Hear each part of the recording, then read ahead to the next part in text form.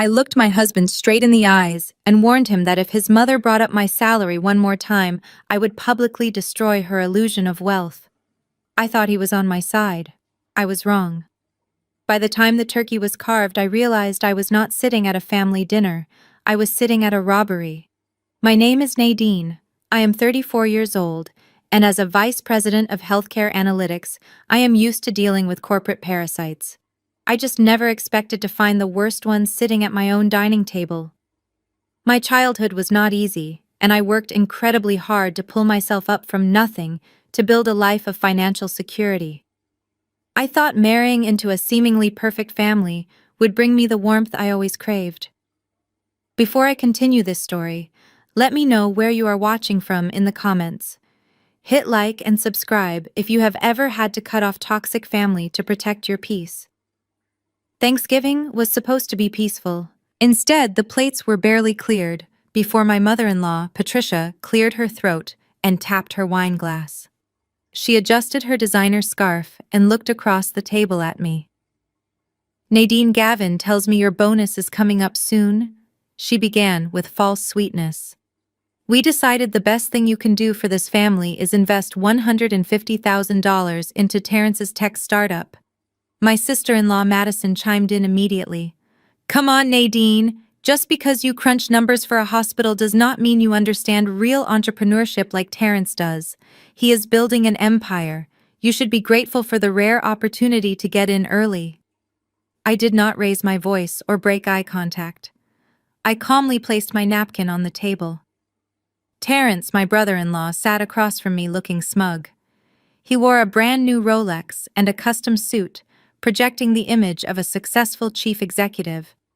But numbers do not care about tailored suits. "An Empire, Madison?" I asked, keeping my tone level. "Terrence, your application is a crypto aggregator with zero proprietary code.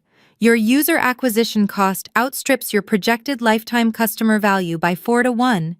You have no patent, no revenue stream, and your burn rate means you will be bankrupt by March. I am an analyst. I do not fund vanity projects." The room went silent. Patricia gasped, her hand flying to her pearls. Gavin, my husband of 3 years, shifted uncomfortably, looking anywhere but at me. As a struggling real estate agent who had not closed a deal in 6 months, Gavin relied heavily on my income to play the big shot. He hated when I reminded them who actually paid the mortgage. Terrence let out a forced laugh. He adjusted his cuff to make sure his Rolex caught the light. "You just do not see the vision, Nadine. Tech moves fast. Some people are built for the corporate grind, not the innovator's life." He smiled, but his dark eyes were furious. He hated me because I saw right through his smooth-talking facade. Patricia glared at me, her voice shaking. "You are too selfish, Nadine." "Gavin, I cannot believe you let your wife speak to your family this way. Handle her right now." Gavin weakly muttered an apology to his mother instead of defending me. That was all the confirmation I needed. I excused myself, claiming I needed to check on dessert. I walked straight down the hallway to my home office and locked the door behind me. My heart pounded, a strange intuition gnawing at my mind. Gavin had been acting nervous all week. He was overly defensive about the mail and secretive about his laptop. I sat at my desk and opened my personal computer. I logged into my high-yield savings account, the place where I kept my emergency fund and bonuses. The screen loaded. I blinked hard, staring at the numbers, waiting for my brain to process what I was seeing. The available balance was exactly 0. I refreshed the page, it still read 0. My stomach dropped into a bottomless pit as I clicked on the Recent Transactions tab. There it was, processed just 2 hours before dinner started. A certified cashier's check had been issued for exactly $150,000. The listed payee was Terrence Innovations, and the authorizing signature belonged to the only other joint account holder. The man I vowed to spend my life with had stolen my hard-earned money right out from under me. My husband, Gavin. I pushed my chair back from the desk and stood up. The initial shock had passed, and in its place was a freezing clinical clarity. I did not scream. I did not throw anything. In my line of work, when you find a critical error in the data, You do not panic. You isolate the anomaly and you eliminate it. Gavin was the anomaly. I unlocked the office door and stepped out into the hallway. The sounds of clinking silverware and laughter echoed from the dining room, where my in-laws were enjoying the feast I had paid for. Gavin was pacing near the staircase holding a half-empty glass of bourbon. When he saw me, he quickly pasted on his practiced, charming smile. "Everything okay in there?" he asked, taking a sip of his drink. "You missed the pumpkin pie." I walked right up to him, stopping just inches away. I looked at his perfectly styled hair and his expensive shoes that I had bought him for his birthday. "Where is the $150,000, Gavin?" I asked, my voice dangerously quiet. He rolled his eyes and let out a heavy, dramatic sigh. He reached out to touch my shoulder, but I stepped back. "Nadine, you are being paranoid," he said, shaking his head. "I told you the banking application has been glitching all day. They are doing system maintenance. It is probably just a display error.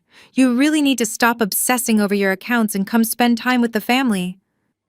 He thought I was stupid. He really believed he could gaslight a woman who managed billion-dollar hospital budgets for a living. I did not say another word to him. I simply pulled my phone from my pocket, dialed the priority number for my bank's fraud department, and put the device on speakerphone. "What are you doing?" Gavin hissed, his charming smile instantly vanishing. "Put that away. You are going to make a scene." I held up a finger, demanding his silence. After 2 rings, a customer service representative answered. "Hello. This is the Priority Fraud Division. My name is Agent Miller. How can I help you tonight?" "Hello, Agent Miller?" I said, keeping my eyes locked on Gavin.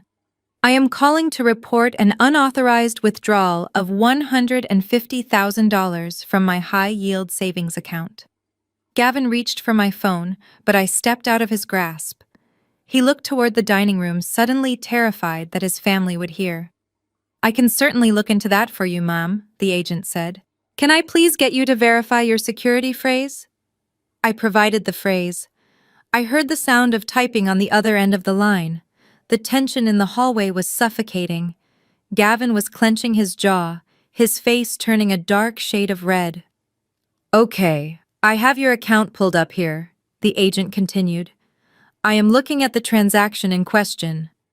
"Ma'am, this was not an unauthorized digital transfer. The funds were withdrawn in person this afternoon at the downtown branch. A certified cashier's check was issued to a business entity named Terrence Innovations LLC. I watched Gavin's chest rise and fall rapidly. I pressed the phone closer to him. "And who authorized this in-person withdrawal?" I asked smoothly.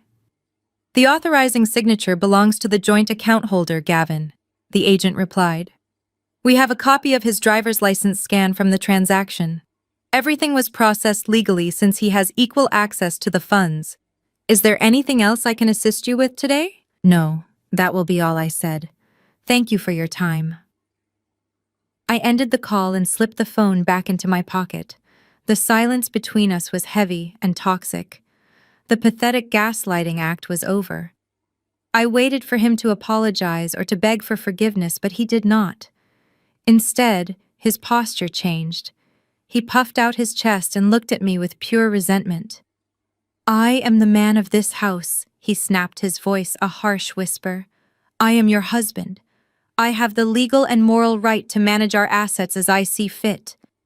You have been hoarding that money while my sister and Terrence are struggling to get their business off the ground." "Hoarding that money?" I repeated flatly. "I earned that money, Gavin. I work 60 hours a week while you sit on the couch complaining about the real estate market." "It does not matter who earned it," he interrupted, taking a step toward me. "When we got married, your money became our money. My family needed support, and you were being entirely too selfish to see the bigger picture." I stepped up and made an executive decision. I put my foot down. "Madison is my sister, and I will not watch her struggle just so you can hoard cash in a savings account." He was trying to intimidate me by using his physical presence, but I felt nothing but disgust. He had drained my account to play the wealthy savior for his entitled family. Just then my phone vibrated in my pocket. I pulled it out and looked at the illuminated screen. It was a text message from Patricia. She must have known what Gavin did. She must have orchestrated the entire thing before they even sat down at my table. I opened the message. It read, "Glad Gavin finally put his foot down. Family comes first. Learn to be a supportive wife." I stared at the glowing words, and a terrifying calmness washed over my entire body. They had no idea who they were dealing with. I stared at the glowing words on my phone screen. Patricia had just handed me the missing puzzle piece. This was not a moment of weakness from Gavin. This was a coordinated attack by his entire family. They had sat around that dinner table, eating the food I bought, drinking the wine I selected, all while knowing they had just robbed me blind. Gavin was watching me closely. He was waiting for the explosion. He was waiting for the hysterical wife trope, so he could justify his actions, so he could tell his mother that I was out of control and needed to be managed. I did not give him the satisfaction. I slowly lowered my phone and looked up at him. I let a cold, dead smile stretch across my face. I could see the confusion flicker in his eyes. He stepped back instinctively. "You are right, Gavin," I said, my voice completely smooth and devoid of any emotion. "We should not ruin Thanksgiving. We will talk tomorrow." Before he could formulate a response, I turned on my heel and walked past him. I did not go back to the dining room. I walked straight up the stairs and down the hall to the guest bedroom. I stepped inside, shut the heavy wooden door, and firmly slid the deadbolt into place. I heard his footsteps pause at the top of the stairs, and then slowly retreat back down to his family. He thought he had won. He thought my silence was submission. He had no idea that my silence was the sound of his entire world ending. I did not shed a single tear. I did not scream into a pillow. As a data analyst, I knew that emotions cloud judgment, and right now I needed absolute precision. I walked over to the desk in the corner of the room, opened my laptop, and connected to my private cellular hotspot, bypassing the house network. If Gavin thought he was smart enough to steal from me, I had to assume he might be monitoring the internet traffic. I opened a secure browser and began my search. I did not want an amicable mediator. I wanted a legal assassin. Within 20 minutes, I found Corinne Reynolds. She was widely known as the most ruthless high-net-worth divorce attorney in Atlanta. Her firm specialized in asset recovery and financial fraud within marriages.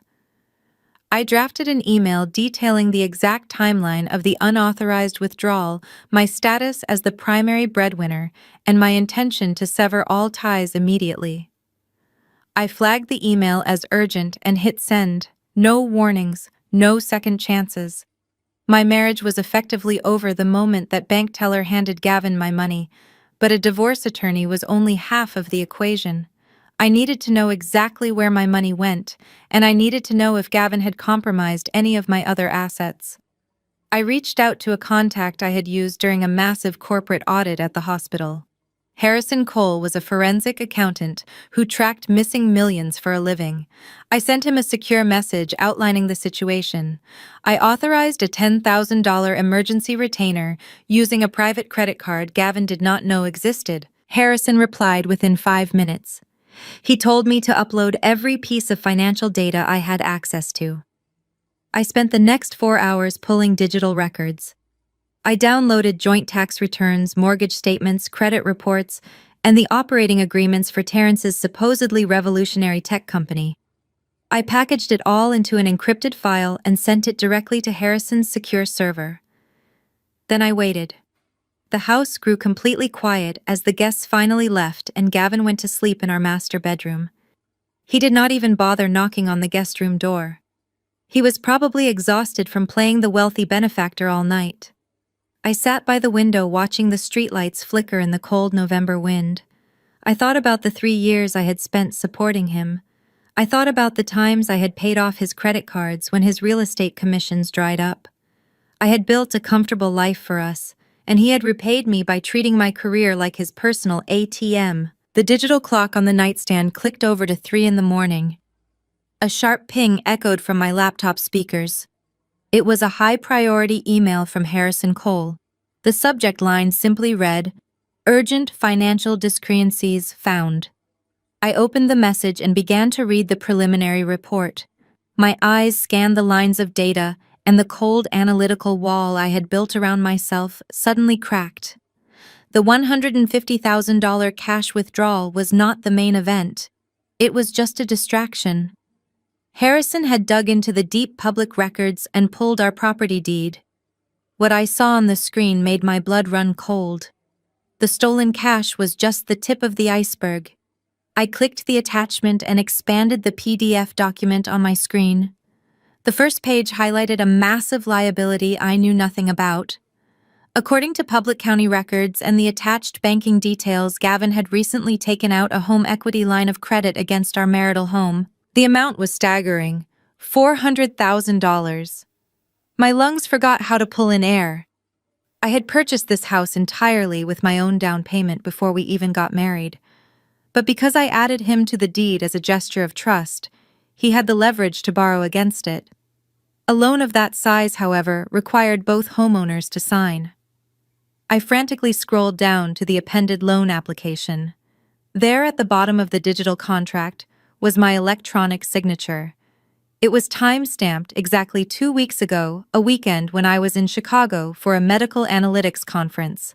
He had logged into my secure email, bypassed the two-factor authentication, using my backup device left at home, and blatantly forged my consent. He had literally mortgaged my future behind my back. I kept reading Harrison's brilliant analysis to see exactly where the massive sum of money had gone. The report tracked the $400,000 moving from the equity line straight into a holding account and then wired directly to a real estate title company in the affluent Atlanta suburbs. Harrison had already pulled the property records for the destination address. It was a sprawling 5-bedroom mini mansion located in a highly exclusive gated community. And the sole name listed on the newly minted deed was Terrence.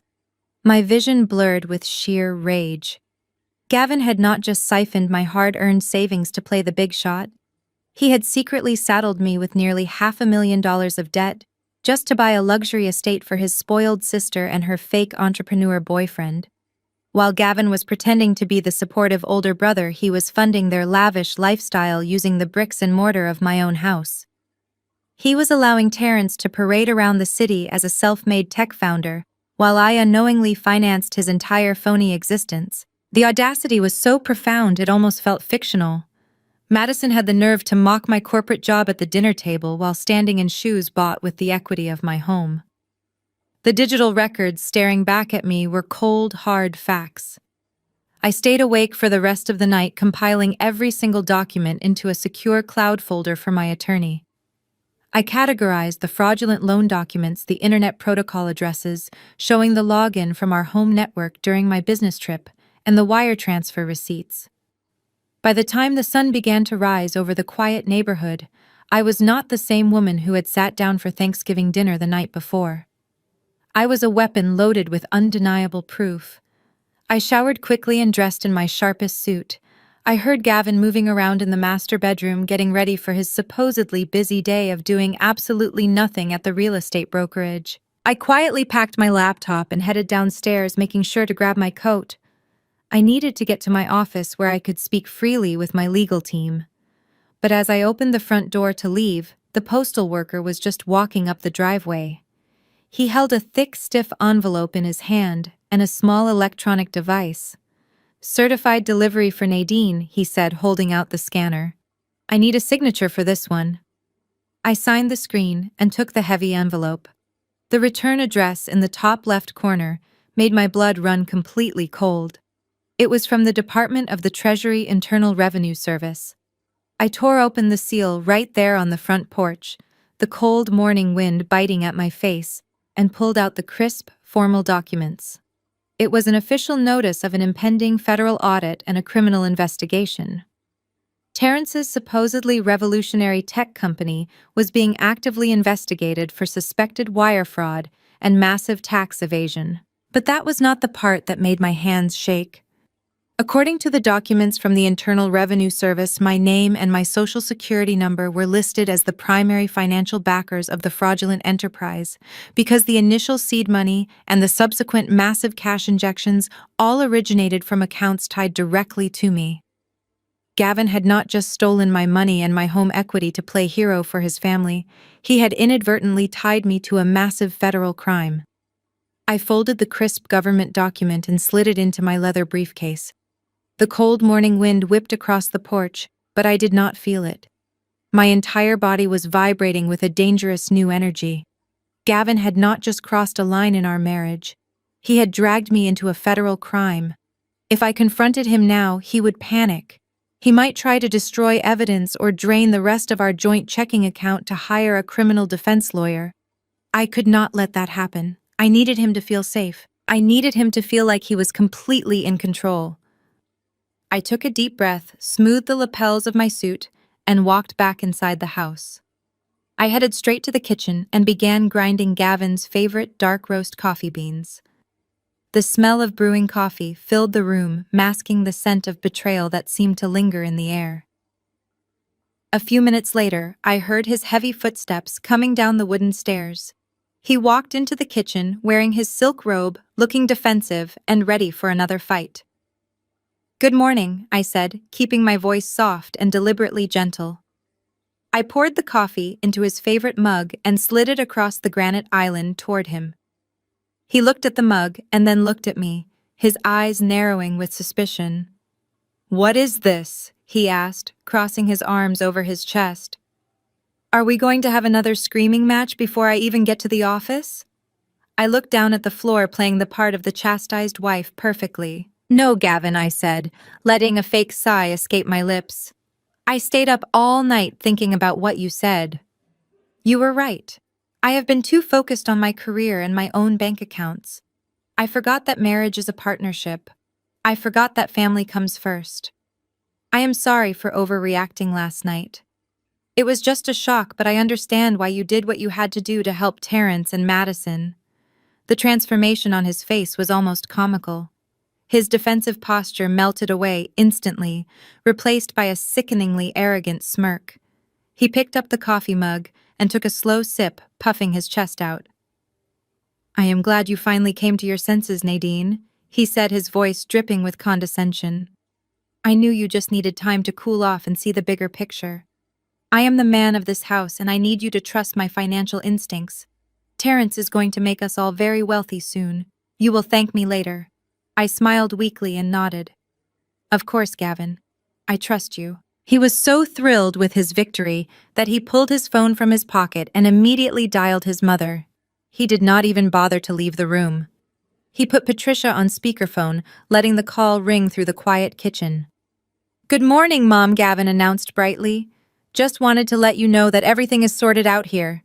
Nadine and I had a long talk, and she completely understands the investment we made in Terrence's company. She even apologized for her behavior at dinner." Patricia's shrill voice echoed from the tiny speaker. "Oh, thank goodness, Gavin. I told you that you just needed to be firm with her. Women like her get so caught up in their little corporate jobs that they forget their actual place in the family hierarchy. You are a good husband for guiding her back to reality." I stood there wiping down the pristine kitchen counters, listening to them tear down my character and praise his blatant theft.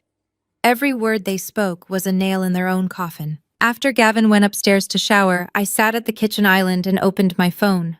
I tapped on the social media application and navigated to Madison's profile. She had just uploaded a new video.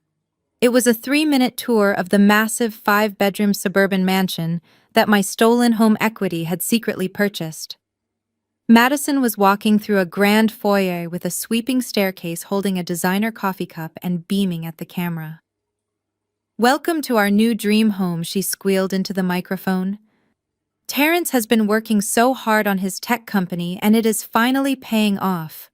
God is so good. And to all the selfish, toxic family members who tried to hold us back and said we would never succeed, well, look at us now. Protect your peace, guys, and cut off the haters." She twirled around to show off a massive crystal chandelier. I did not feel angry. I felt incredibly focused. I tapped the screen record button, capturing every single frame of her flaunting the fruits of federal wire fraud. Corinne, my divorce attorney, was going to have an absolute field day with this footage.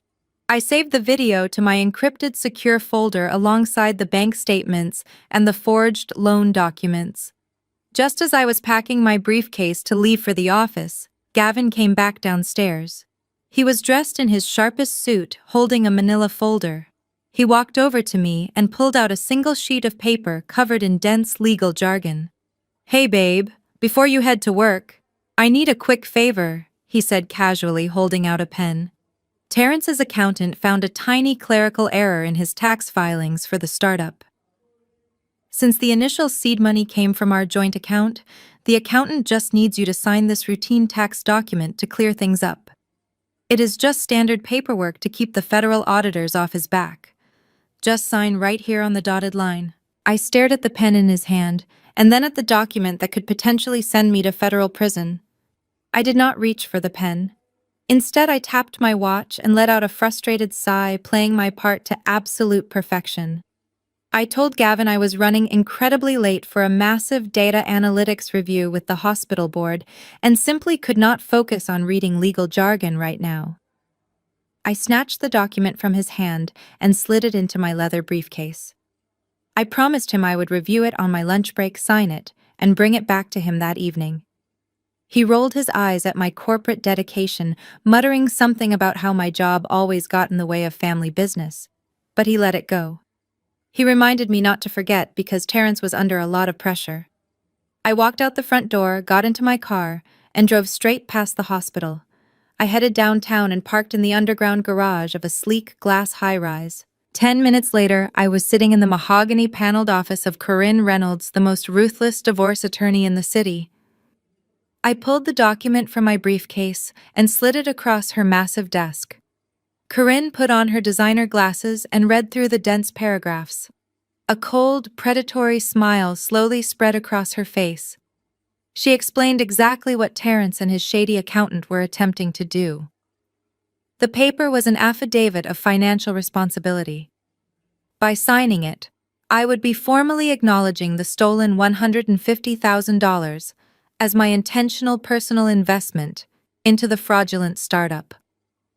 It was a legal shield designed to protect Terrence from the Internal Revenue Service by throwing me directly into the line of federal fire. If I had blindly signed that piece of paper, I would have taken the fall for their entire money laundering operation.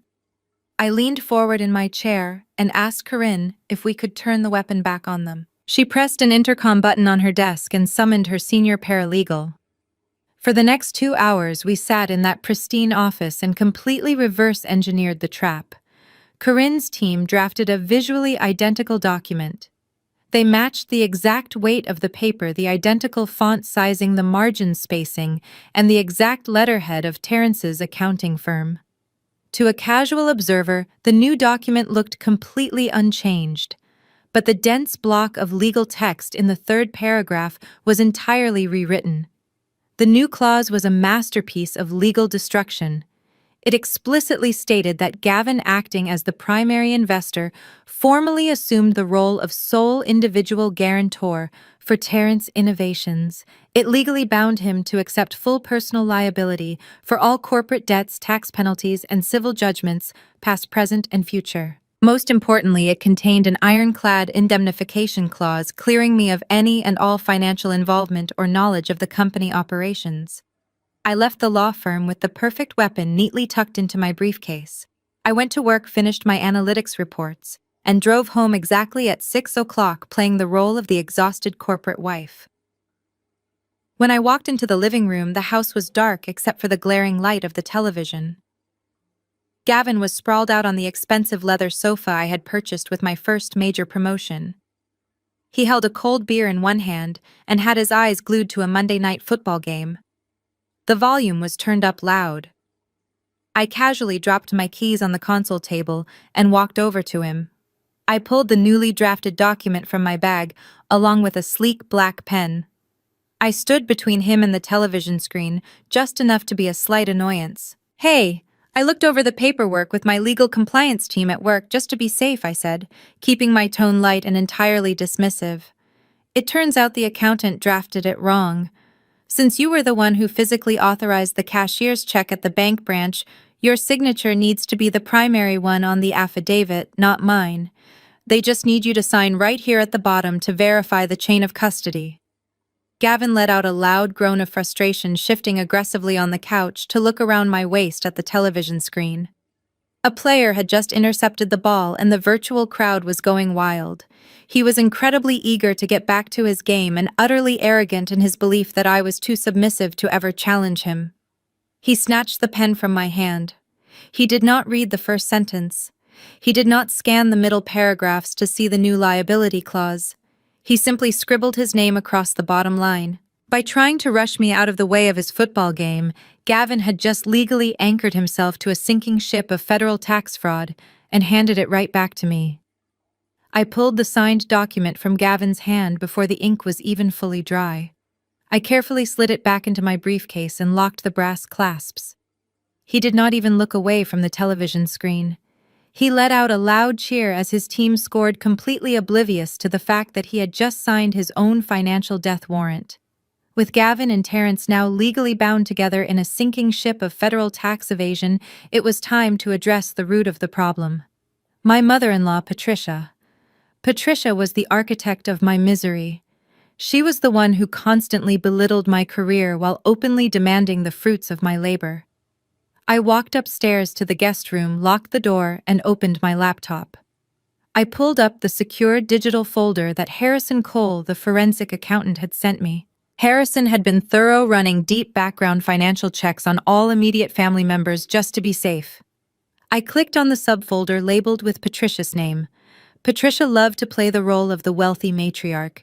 She wore vintage designer clothes to church, hosted lavish garden parties, and constantly bragged to anyone who would listen about her highly exclusive country club membership. She looked down on me because I actually worked for my money instead of inheriting it. But as I scrolled through the pages of public tax records, property liens, and credit reports, the glittering illusion of her old money status completely shattered. Patricia was completely broke. She was not just cash poor, she was drowning in a sea of toxic debt. Her pristine colonial home, the absolute crown jewel of her social status and personal identity, was mortgaged to the hilt. The documents showed she had taken out multiple high-interest loans against the property, just to maintain her wealthy lifestyle after Gavin's father passed away. And according to the county clerk's recorded documents, she had not made a single mortgage payment in over 4 months. She was exactly 120 days delinquent. The regional bank holding her mortgage had already filed a formal public notice of default. She was quite literally weeks away from total foreclosure and public humiliation. Suddenly, the Thanksgiving ambush made perfect sense. She did not just want my $150,000 to fund Terrence's fake tech empire. She desperately needed to funnel my money through his company to quietly pay off her own massive debts and save her precious house.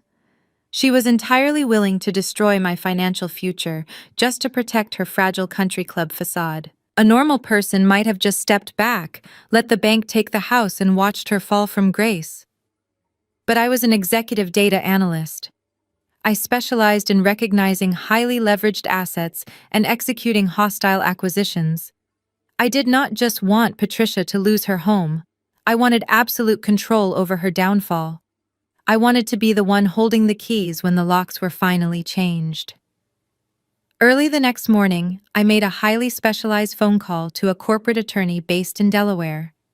Delaware is notorious for its strict corporate secrecy laws, allowing individuals to form business entities with absolute anonymity. Within hours, and for a nominal expedited filing fee, I became the sole owner of a brand new shell company. The corporation had a generic name, a registered agent, and absolutely no public paper trail leading back to me. I immediately contacted the commercial debt restructuring department of the regional bank that held Patricia's mortgage. Banks despise carrying non-performing loans on their books, especially heading into the end of the fiscal year. They much prefer to sell bad debt to private investment firms for a guaranteed lump sum of cash. I quickly liquidated a portion of my vested corporate stock options from the hospital and wired the funds directly through my new anonymous Delaware entity. I offered the bank a clean, fast cash buyout for Patricia's defaulted mortgage. The bank executives did not ask questions. They were just thrilled to get the toxic asset off their balance sheets. By Friday afternoon, the final electronic confirmation hit my secure inbox. The deed of trust had been officially reassigned to my holding company. The regional bank was no longer Patricia's problem. I stared at the digital certificate glowing on my computer screen, a cold smile spreading across my face. Patricia still thought she was the untouchable matriarch of a wealthy suburban dynasty. She still thought she could steal from me and command my obedience. She had no idea that her daughter-in-law, the woman she relentlessly mocked for working a corporate job, had just bought her debt entirely in cash. I was now legally her landlord and her ultimate debt holder, and her grace period had just expired. The weekend arrived with a heavy envelope waiting in our mailbox. The thick cream-colored cardstock was embossed with glittering gold foil. It was a formal invitation to a combined housewarming and engagement party for Madison and Terrence. The address, printed in elegant cursive, was the exact 5-bedroom suburban mansion that Gavin had secretly purchased using my forged home equity line of credit. They were throwing a massive celebration to show off the fruits of their federal wire fraud, and they had the sheer audacity to invite me to the crime scene. Gavin came home later that evening holding his own copy of the invitation, acting like a proud patriarch. He tossed the gold foil envelope onto the kitchen counter and beamed. He boasted about how proud he was of Madison and how Terrence's tech company was clearly booming if they could afford to host such a lavish event. He looked me right in the eye and said it just goes to show what happens when a family supports each other. He had completely compartmentalized his own crimes. He truly believed he was a generous benefactor instead of a desperate thief who had mortgaged his wife's house behind her back. I simply smiled at him and said I was looking forward to seeing their new home. Later that afternoon, while Gavin was out playing golf, my phone rang. The caller identification displayed Patricia's name. I accepted the call and put it on speakerphone while I sorted through my hospital analytics reports. Patricia did not bother with a polite greeting. She launched straight into her demands. "Nadine, I hope you received the invitation," she began, her tone dripping with false authority. "Since Terrence and Madison are so busy preparing for their big day, we have decided that you will be handling the catering. We are expecting around 100 guests from the country club and Terrence's private investor circle." I paused my typing and stared at the phone. "You want me to cater a party for 100 people?" I asked, keeping my voice perfectly neutral. Patricia huffed dramatically into the receiver. "Yes, Nadine. You embarrassed this family deeply at Thanksgiving with your little outburst about Terrence's business model. This is the perfect opportunity for you to make up for your poor attitude and show some actual support. I expect a full spread of hors d'oeuvres, a prime rib carving station, bacon-wrapped scallops, and a luxury dessert bar. And do not try to bill Gavin for the groceries. Consider this your financial contribution to the family you so selfishly neglected." A few days ago, a demand like this would have sent me into a blind rage. But sitting there holding the digital deed to her heavily defaulted mortgage, I felt nothing but pure amusement. Patricia was standing on the deck of the sinking Titanic demanding I serve her vintage champagne. I smiled at the wall. "Of course, Patricia," I replied cheerfully. "I completely understand. I will take care of everything for the party. You will not have to worry about a single detail. It will be an evening no one will ever forget." Patricia sounded slightly taken aback by my sudden compliance, but quickly recovered her usual arrogance. "Good. See that you do. Wear something appropriate for a change. We have very important investors coming, and I will not have you looking like a tired corporate drone in front of them." She disconnected the call without another word. I set my phone down and immediately pulled up my contact list. I did not search for local catering companies or event planners. I had zero intention of standing behind a carving station serving roast beef to a bunch of grifters and country club snobs. Instead, I called Corinne, my divorce attorney. I told her the date and the exact location of the engagement party. Corinne let out a sharp laugh over the phone. A housewarming party at a property bought with stolen funds, while the federal government is actively auditing the buyer, she said. They are practically begging for a federal raid, Nadine. We have all the documents ready to go. I instructed Corinne to finalize the divorce petition and the civil lawsuit for federal bank fraud. Then I made 2 more phone calls. The first was to a highly reviewed private security firm that specialized in high-conflict asset protection. I hired 2 large men in plain clothes to attend the party and secure the perimeter. The second call was to a licensed process server known for his ironclad delivery methods. I booked him for the night of the party and gave him physical descriptions of Gavin and Terrence. I was not going to bring trays of appetizers or a dessert bar to Madison's grand suburban mansion. I was bringing the absolute full weight of the American legal system. The morning of the party arrived with Gavin strutting around our house like he had just conquered the world. He was dressed in casual designer clothes, acting as though he was the chief executive of his own life instead of an unemployed real estate agent. I was quietly sipping my coffee when he walked into the kitchen and slapped his hands down on the marble counter. "Get your purse, Nadine," he ordered with a smug grin on his face. "We need to go shopping. We cannot show up to Madison's massive engagement party empty-handed. We need a gift that reflects our social standing and shows them we are fully on board with Terrence's vision." I set my coffee mug down and followed him out to his car, playing the role of the obedient wife to absolute perfection. He drove us straight to a high-end luxury appliance boutique in the most expensive shopping district of the city. The moment we walked through the glass doors, Gavin puffed out his chest, acting like he owned the entire building.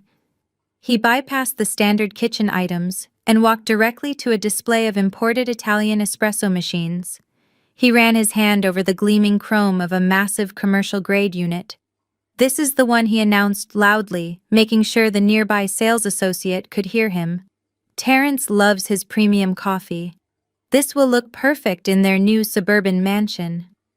I looked at the small silver price tag resting next to the machine. It was exactly $5,000.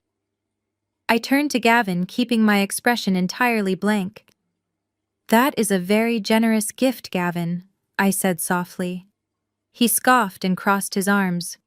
"Do not be cheap, Nadine. They are family. Besides, my capital is currently tied up in some commercial real estate investments, so you are going to put this on your personal credit card. Consider it an apology for your lack of faith in Terrence at Thanksgiving. Show me you are actually a team player for once." He looked at me with a challenging glare, daring me to argue with him in the middle of a luxury boutique. The sales associate walked over, smiling brightly, and asked if we were ready to check out.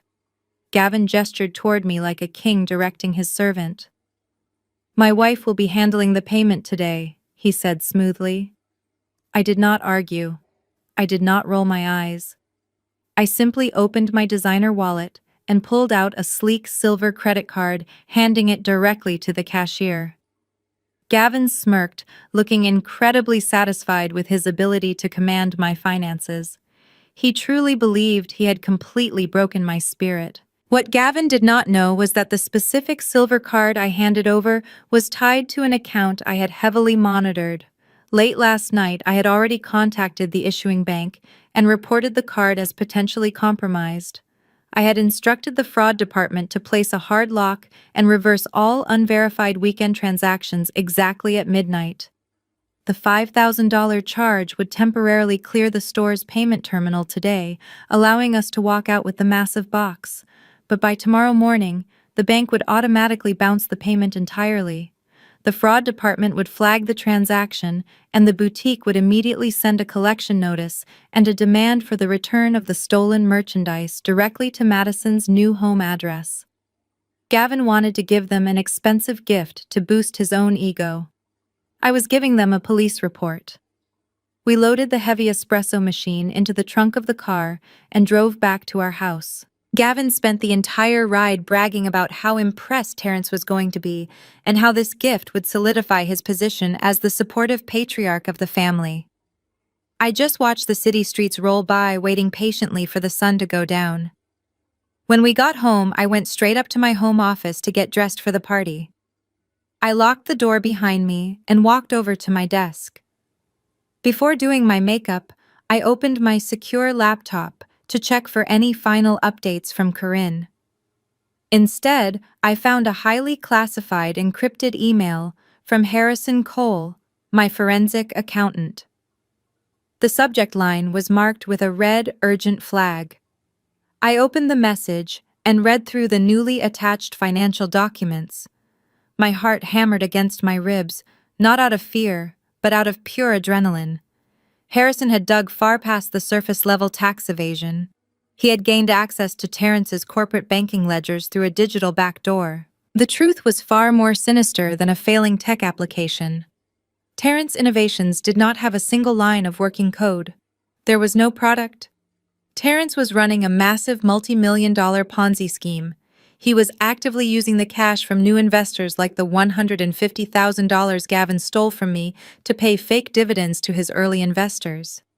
The Internal Revenue Service audit was just the initial trigger. Harrison confirmed that the Federal Bureau of Investigation had already stepped in and taken over the case. Terrence was not just facing financial penalties anymore. He was facing decades in federal prison. And according to Harrison's inside source, the feds were not waiting for Monday morning. The arrest warrants had been signed by a federal judge an hour ago. The authorities were closing in fast, and they knew exactly where Terrence would be celebrating tonight. I closed the encrypted email from Harrison and let out a long, slow breath. The stakes had just escalated from civil fraud to federal prison.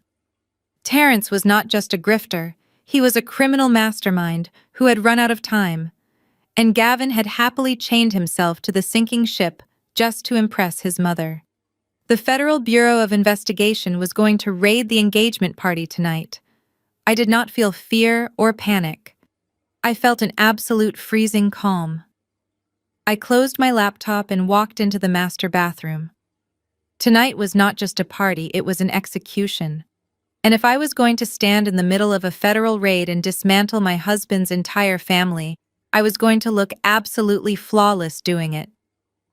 I spent the next hour preparing myself with the meticulous precision of a soldier suiting up for battle. I applied my makeup perfectly, ensuring my foundation was matte and my eyeliner was razor sharp. There would be no tears tonight.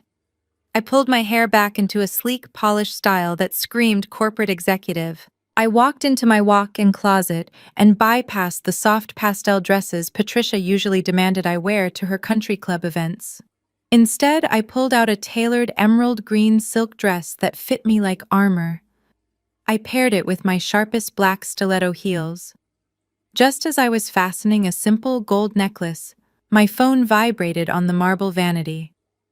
It was a secure message from Corinne, my divorce attorney. I unlocked the screen and read the brief text. All filings are officially stamped by the judge, she wrote. The divorce petition, the civil lawsuit for federal bank fraud, and the foreclosure notice for Patricia's house are fully executed and legally binding. The trap is completely set. Good luck tonight.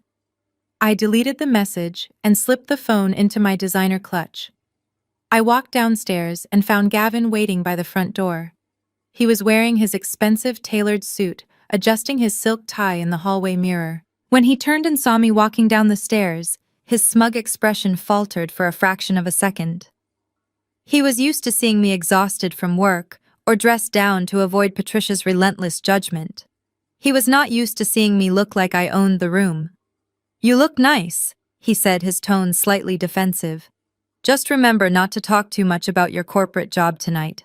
Terrence has some heavy-hitting investors flying in, and we need the focus to be entirely on his tech company. We are representing the family brand." "I will not say a single word about my job, Gavin," I replied smoothly. "Tonight is all about Terrence and his investors. I promise you they will get exactly what they came for." He smiled completely, missing the double meaning of my words. We walked out to the driveway and got into his car.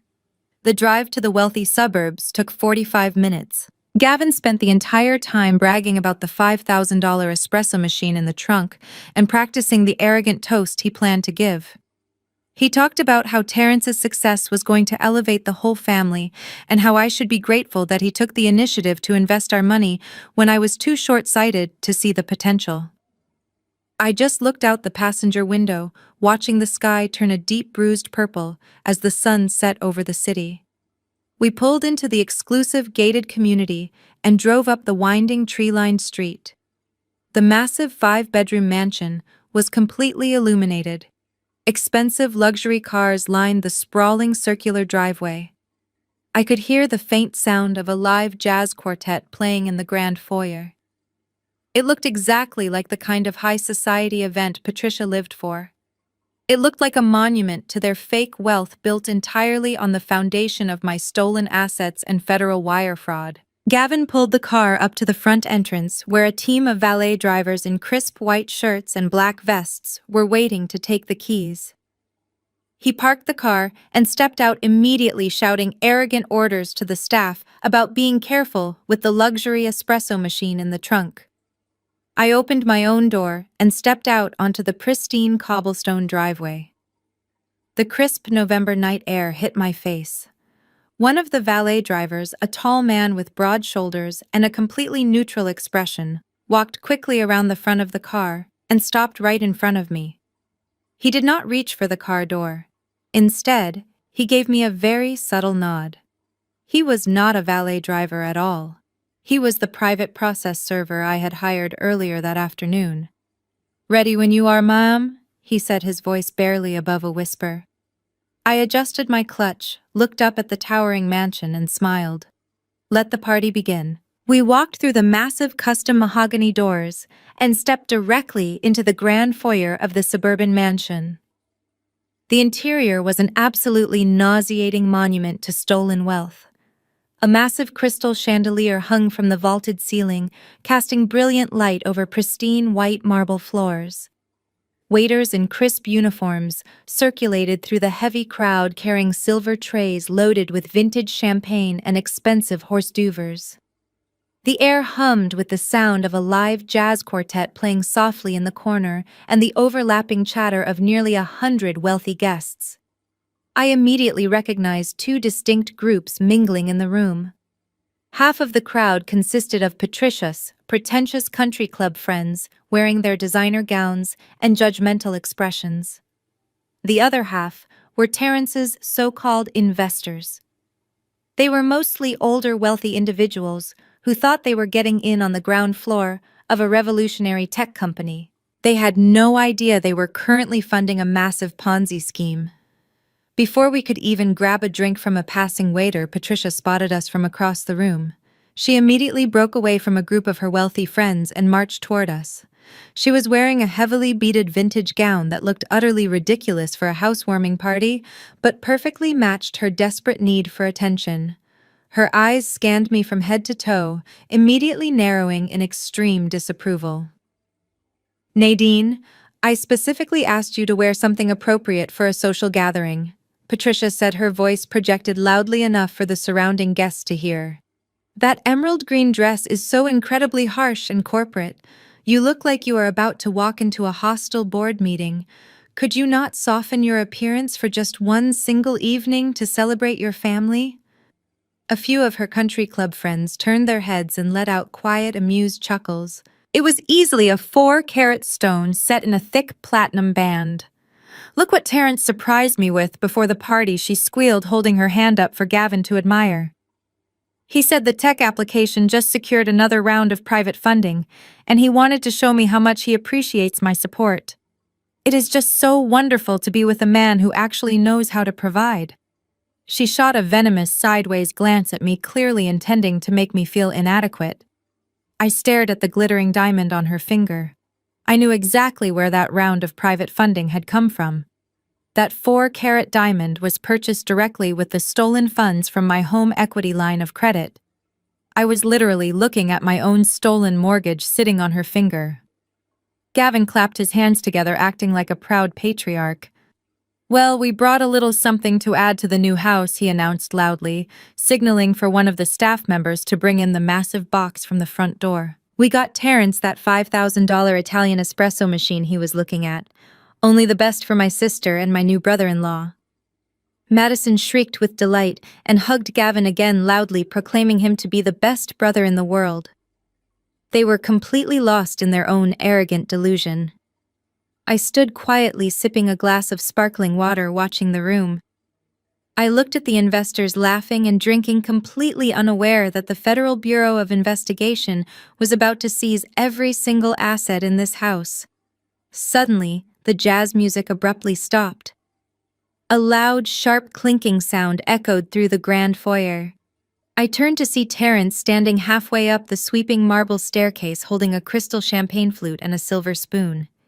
He looked down at the massive crowd, flashing a bright, charismatic smile that hid the heart of a federal criminal. "Thank you all for coming tonight," Terence announced, his smooth voice projecting easily across the silent room. "Tonight is about celebrating success, vision, and the people who make it happen. I want to make a special toast to my beautiful fiancée, Madison, and to my incredibly supportive family." He paused and locked eyes directly with me and Gavin, a smug, victorious grin spreading across his face. "And I especially want to thank those who finally realized their place and contributed to the vision." The room erupted in polite applause as Terence finished his arrogant toast. Gavin puffed out his chest and raised his glass of champagne, taking a sip, as if the praise was meant directly for him. He looked over at me, expecting me to lower my head in submissive agreement. Terence stood halfway up the sweeping marble staircase, soaking in the admiration of the wealthy investors he was currently defrauding. Madison leaned against the banister, flashing her stolen diamond ring at anyone who looked her way. The sheer audacity of their celebration was nauseating, but I did not feel sick. I felt an exhilarating rush of absolute power. I set my glass of sparkling water down on a passing waiter's silver tray. The clink of the crystal was soft, but to me it sounded like the racking of a shotgun. I stepped out from the shadow of the archway and walked directly into the center of the grand foyer. I did not wait for the applause to fully die down. I projected my voice clear and sharp, cutting through the murmurs of the country club elite. "You are absolutely right, Terence," I announced, my words echoing off the vaulted ceiling. "Building a vision requires massive contribution and true sacrifice. It requires people who are willing to give everything they have to ensure the truth comes to light." The entire room went dead silent. Over 100 faces turned to look at me. Patricia gasped, dropping her hand from her pearls. She hissed my name under her breath, stepping forward to grab my arm and drag me out of sight. I sidestepped her with effortless grace, keeping my eyes locked dead on Terence. Gavin suddenly realized what was happening. His face flushed a deep shade of crimson. He rushed forward, grabbing my elbow and squeezing hard. "Nadine, what are you doing?" he muttered through gritted teeth, forcing a fake smile for the watching crowd. "You are making a scene in front of the capital investors.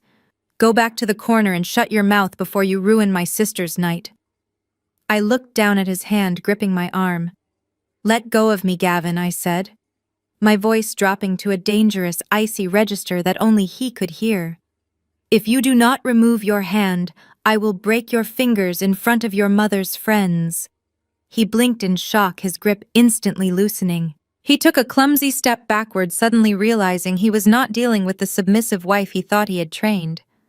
I turned back to the crowd, offering them a bright, devastating smile. "Please excuse the interruption," I said loudly. But as Gavin's wife, and as someone who has unknowingly funded so much of this beautiful new lifestyle, I felt it was only right that I bring a special gift for the entire family tonight to celebrate this monumental occasion.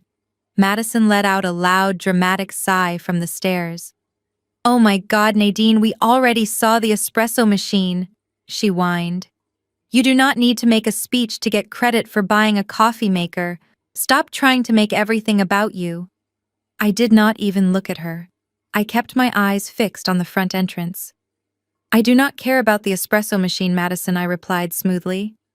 "My gift is far more personal, and it guarantees that everyone in this room gets exactly what they deserve." I gave a very subtle nod toward the heavy mahogany doors. The two plainclothes security guards I had hired seamlessly shifted positions, blocking the main exit. Then the tall man wearing the crisp white shirt and the black valet vest stepped inside. He did not look like a servant. He walked with heavy, purposeful strides, his boots echoing sharply against the pristine white marble. He bypassed the confused waiters and marched straight past Patricia's wealthy friends. "Excuse me," Patricia snapped, stepping into his path. "You are supposed to be outside parking the vehicles. Who let you in here?" The man completely ignored her. He sidestepped Patricia and walked directly to the base of the sweeping staircase, where Gavin and Terence were standing frozen in confusion. The man reached inside his vest and pulled out a thick, heavy manila folder sealed with red legal tape. He looked directly at my husband. "Are you Gavin?" he asked, his voice booming through the silent foyer. Gavin swallowed hard, glancing nervously at the surrounding investors. "Yes, that is me," he answered, his voice trembling slightly. The tall man shoved the heavy folder directly into Gavin's chest, forcing him to take it. "You have been served," the man announced clearly before taking a step back and folding his arms. The jazz quartet was entirely silent. Nobody dared to breathe. The wealthy investors exchanged nervous, alarmed glances, sensing the sudden shift in the atmosphere. Gavin stood there looking down at the thick legal documents resting in his hands. His arrogant posture completely collapsed. He fumbled with the clasp, tearing the red tape and pulling out the dense stack of stamped papers. He looked up at me, his eyes wide with genuine terror. "What is this?" he asked, his voice cracking. I let a cold, victorious smile spread across my face. "It is a divorce petition, Gavin," I said loud enough for the entire room to hear. "And a civil lawsuit for federal bank fraud." The silence in the grand foyer was absolute. You could hear the ice melting in the silver champagne buckets. The live jazz quartet had completely stopped playing, leaving the musicians standing awkwardly with their instruments frozen in their hands. Gavin's face lost all its color, turning a sickly, translucent shade of gray. His hands shook so violently that the thick stack of legal documents slipped from his fingers. The heavy papers scattered across the pristine white marble floor like dead leaves. He stared down at them, his eyes wide with a mixture of shock and sheer terror. Patricia was the first to break the suffocating silence. Her voice was shrill and bordered on absolute hysteria. "Nadine, what is wrong with you?" she screamed. Her face flushed with sudden rage. She pushed her way through a small group of investors and marched toward me. "You are completely unhinged. How dare you come into this house and make a scene in front of our esteemed guests? You are ruining Madison's engagement party with your psychotic corporate drama.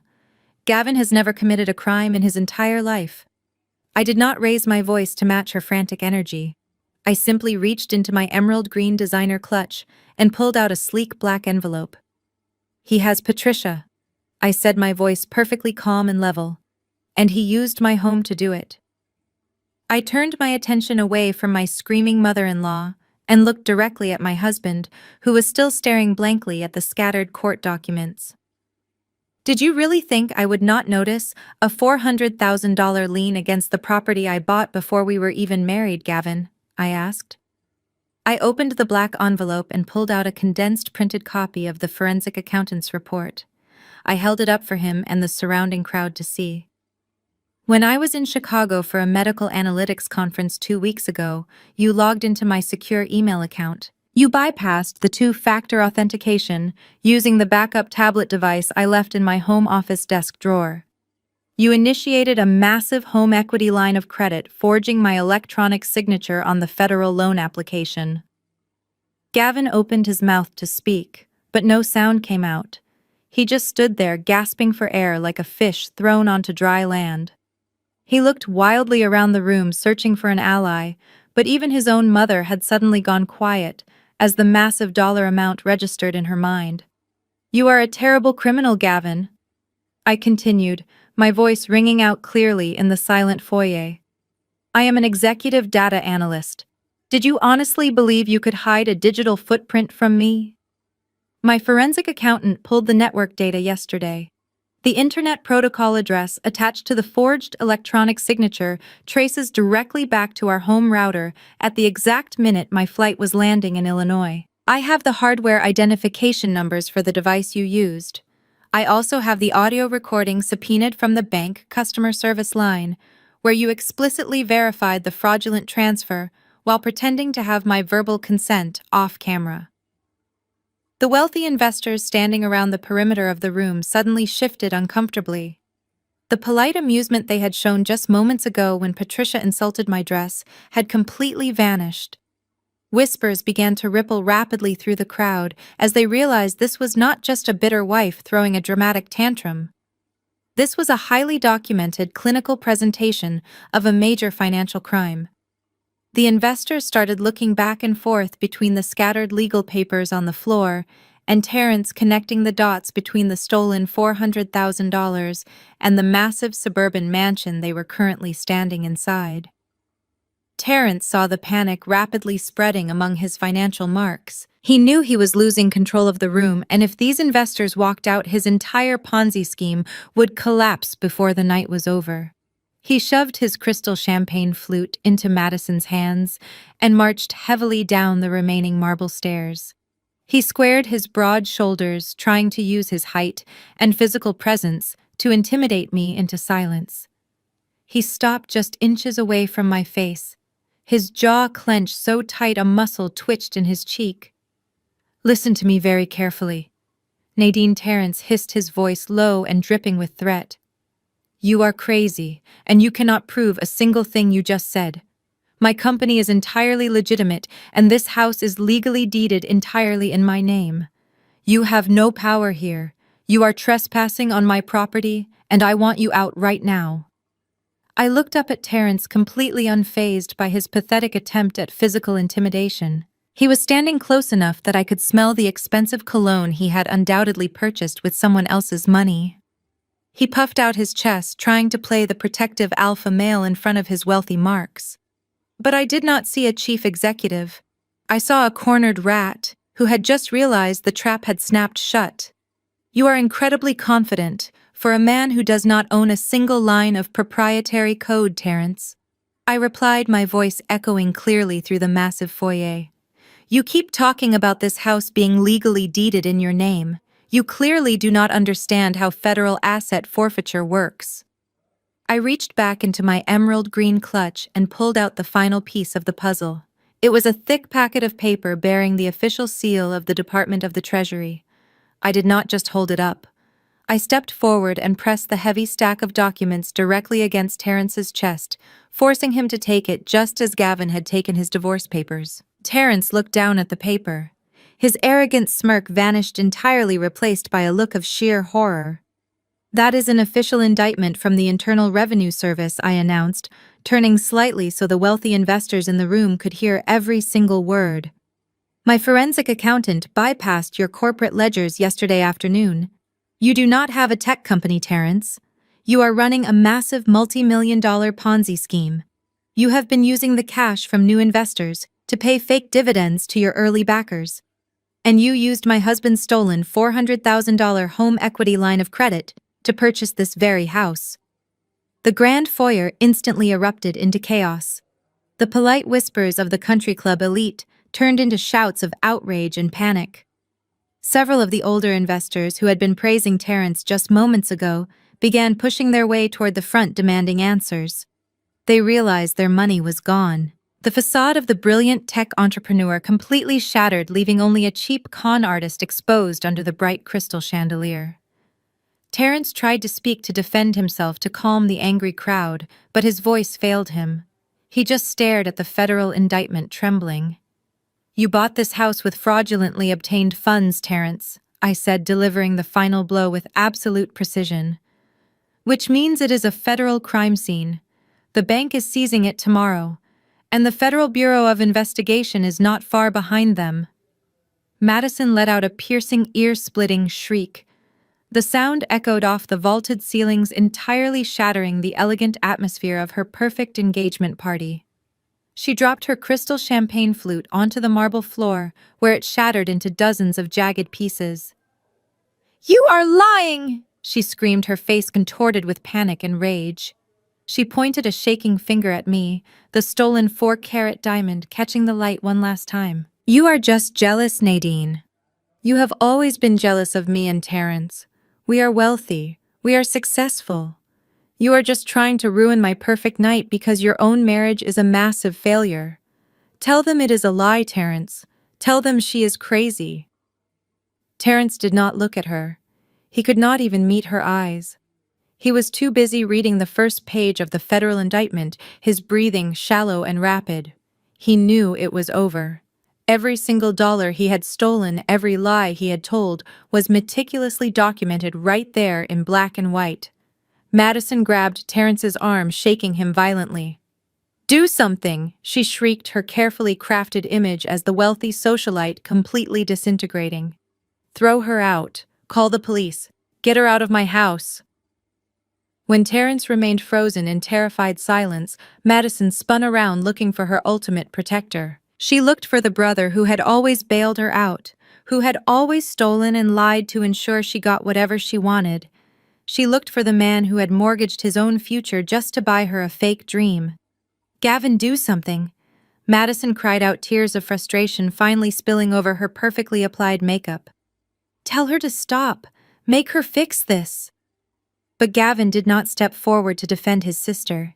He did not yell at me or try to take control of the room. He was completely deaf to Madison's screaming. Gavin was standing near the base of the staircase, his face completely drained of blood, staring down at a specific piece of paper he had pulled from the divorce folder. It was a copy of the routine tax document he had hastily signed the night before so he could get back to watching his football game. He was reading the fine print. Gavin stood entirely frozen at the base of the sweeping marble staircase, his eyes frantically scanning the dense legal text. His lips moved silently as he read the altered paragraph over and over again, trying to make sense of the horrifying reality printing in stark black ink. The document was no longer a shield designed to protect Terrence by using my name. It was a perfectly executed legal trap, and Gavin had walked right into it without a second thought. I watched as the realization finally hit him. The last remaining drop of color drained from his face, leaving him looking like a ghost. His hands shook so violently that the thick paper rattled audibly in the quiet foyer. "What did you do?" Gavin whispered, his voice hoarse and broken. He looked up at me, his eyes wide with absolute sheer terror. "What did you make me sign?" "I did not make you sign anything, Gavin," I replied, my voice perfectly calm and carrying easily across the silent room. "You chose to sign it. You were in such a rush to get back to your football game, and so eager to exert your authority over our finances, that you did not even bother to read the fine print. You signed a legally binding affidavit, assuming full personal liability for Terrence Innovations.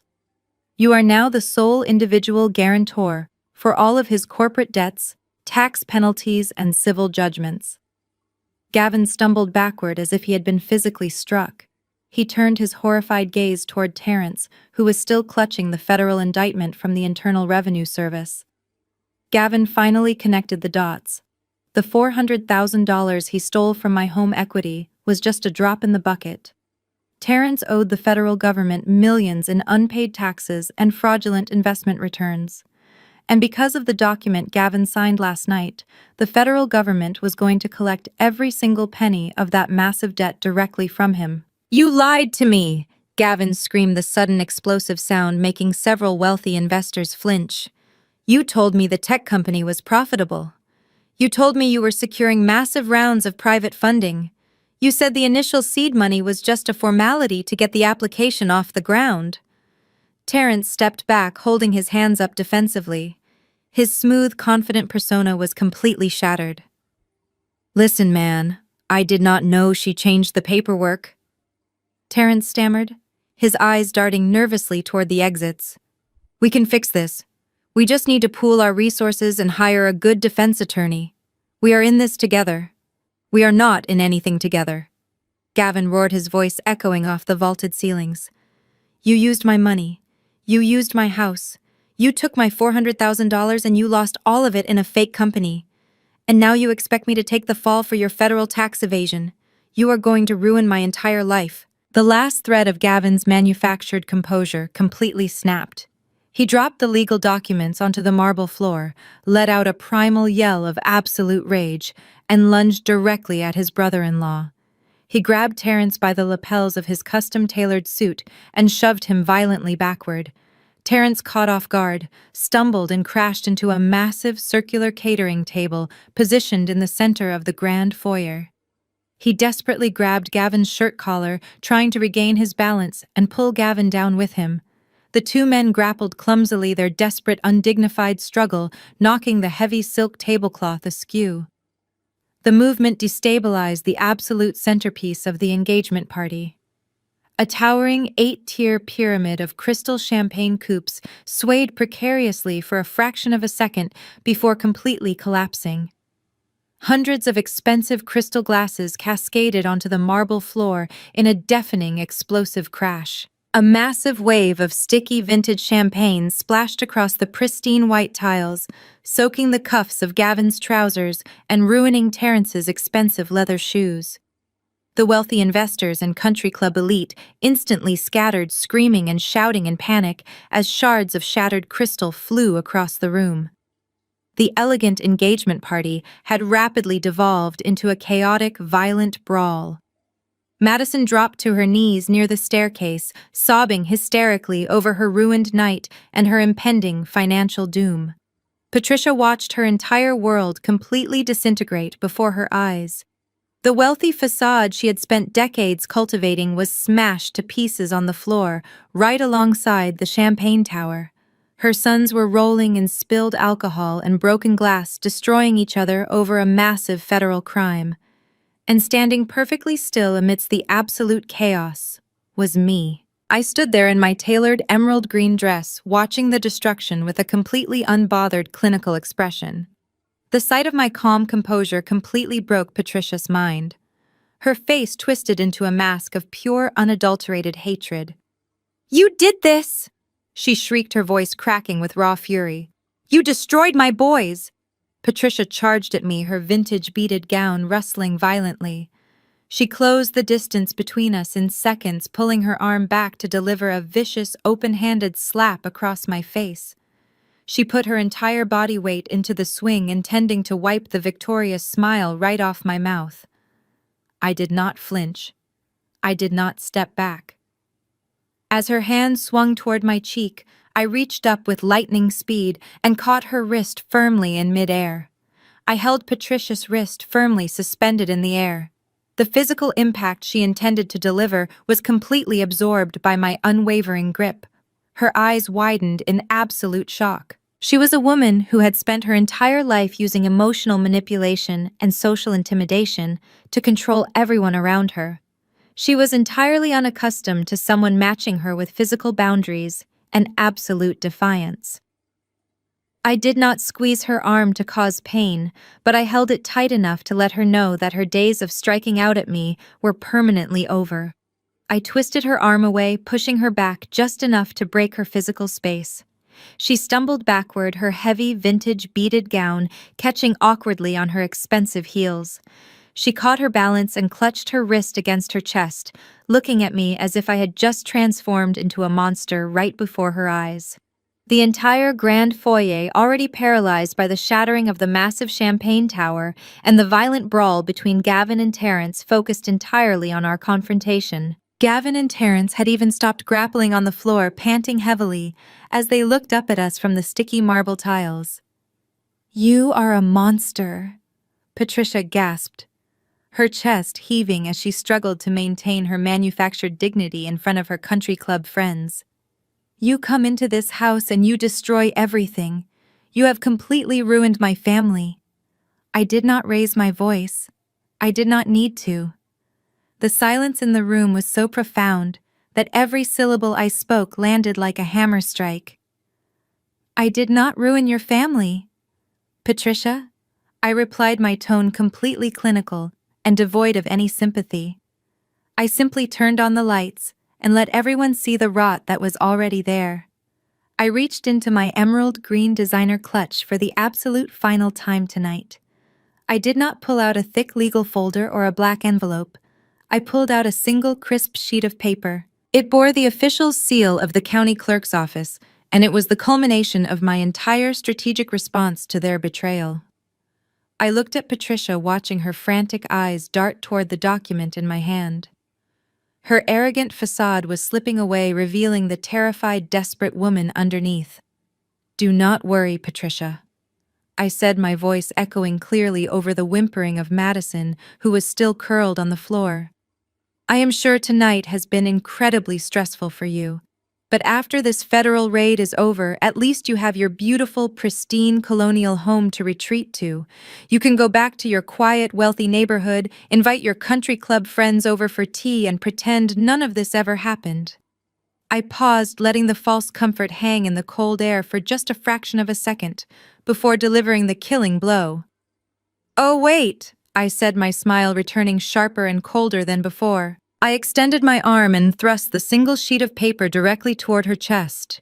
Patricia hesitated, her hand trembling violently, before she finally reached out and snatched it from my fingers. She looked down at the bold printed letters at the very top of the page. I watched her eyes scan the legal jargon, tracing the lines that legally dismantled her entire social identity. "What is this?" she demanded, though her voice had completely lost its venom. It was replaced by a hollow, creeping dread. "This is a public notice of default. My bank would never do this to me. I have an arrangement with the regional manager. Whoever bought this debt will have to deal with my lawyers in the morning." "Your bank was absolutely thrilled to get rid of you, Patricia," I interrupted smoothly, stepping closer to her. "You are exactly 120 days delinquent on your primary mortgage. You have taken out multiple high-interest loans just to maintain your fake wealthy lifestyle, and the regional bank was practically begging to sell your toxic defaulted debt to a private investment firm for a guaranteed lump sum of cash." Patricia shook her head frantically, holding the paper as if it were burning her hands. "They cannot do this," she stammered, looking around at her wealthy friends, who were now staring at her with blatant judgment and pity. Her financial ruin was fully exposed. "The anonymous corporation that purchased this debt cannot just take my house. I will fight them. They will not have to deal with your lawyers, Patricia," I replied, my voice dropping to a low, dangerous register. "Because the anonymous shell corporation in Delaware that purchased your debt entirely in cash last week does not negotiate with people who steal from my family." Patricia stared at me, the pieces slowly and agonizingly snapping together in her mind. Her mouth opened and closed, but she had absolutely no words left to defend herself. Her perfect, manicured world was entirely gone. "The limited liability company that bought your defaulted debt," I said, leaning in just slightly so she could see the absolute finality in my eyes. "That is me. I am your legal landlord, and I am your ultimate debt holder. And you have exactly 48 hours to vacate my property." I released Patricia's wrist, letting her arm drop limply to her side. The absolute finality of my words struck her harder than any physical blow ever could. Her knees buckled beneath the sheer weight of her heavy vintage beaded gown. She stumbled backward, her breathing rapidly deteriorating into short, jagged gasps as pure panic completely overtook her nervous system. She collapsed heavily onto a luxurious white velvet sofa situated near the base of the grand staircase. She pressed both hands firmly to her chest, hyperventilating as the terrifying reality of her situation permanently set in. She was not just losing her precious, pristine colonial house, she was losing her entire fabricated identity. The wealthy country club friends she had spent decades desperately trying to impress were no longer looking at her with admiration. They were looking at her with absolute disgust and sheer horror. Several of them were already whispering frantically among themselves, pulling their expensive designer coats tight and moving quickly toward the front doors to escape the impending scandal. They were abandoning her exactly as she had always abandoned anyone who no longer served her selfish social needs. She reached a shaking hand out toward a passing friend, but the woman simply turned her head away and hurried out into the cold night. A few feet away, Madison was entirely inconsolable. She was sitting right in the middle of the massive puddle of vintage champagne, completely disregarding the dangerously sharp pieces of shattered crystal scattered all around her. Her expensive custom silk dress was soaked and ruined, but she did not even seem to notice. She hugged her knees tightly to her chest, sobbing so hard that her entire body violently shook. Her perfect blonde hair was plastered to her wet, tear-stained face in tangled, unkempt strands. She kept holding up her left hand, staring desperately at the massive 4-carat diamond ring, as if the jewelry could somehow magically fix her rapidly crumbling world. She wailed loudly, crying out that this was supposed to be her perfect night, and that she absolutely could not go back to being broke and ordinary. Terence was nowhere near her.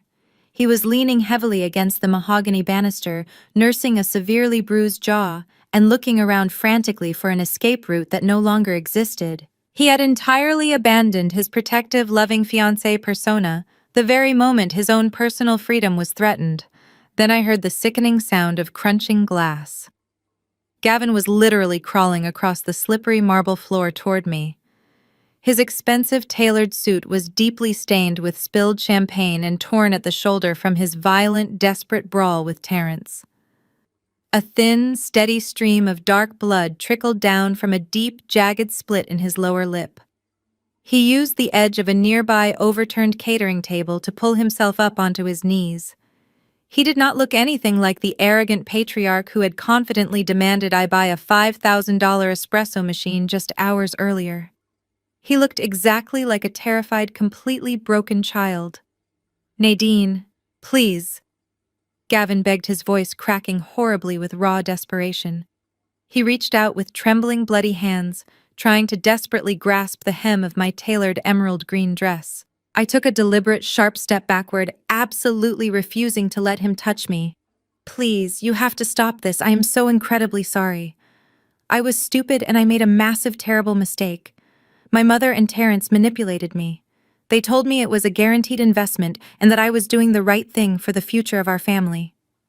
You know I am not a real criminal, Nadine. Please just call Corinne and tell her to withdraw the civil lawsuit. We can immediately sell this mansion and pay back the entire line of credit. I will do whatever you want. I will go to intensive counseling. Just please take me back and call off the ruthless lawyers. Do not let them send me to federal prison."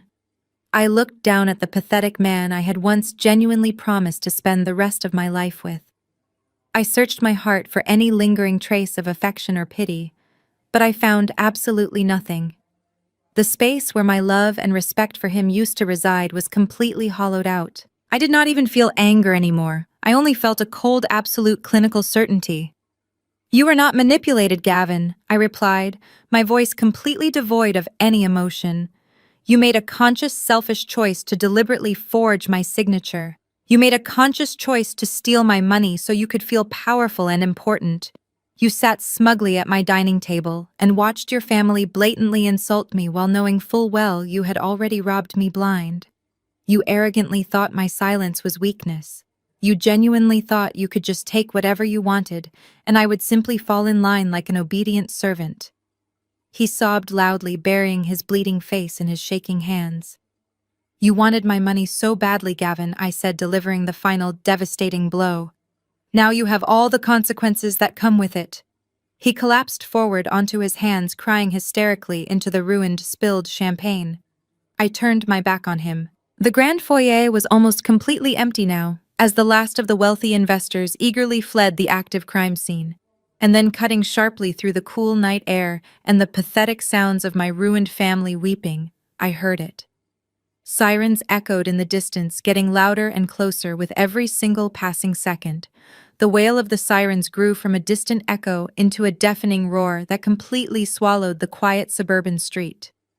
Within seconds, the massive arched windows of the grand foyer were illuminated by the frantic strobing of red and blue emergency lights.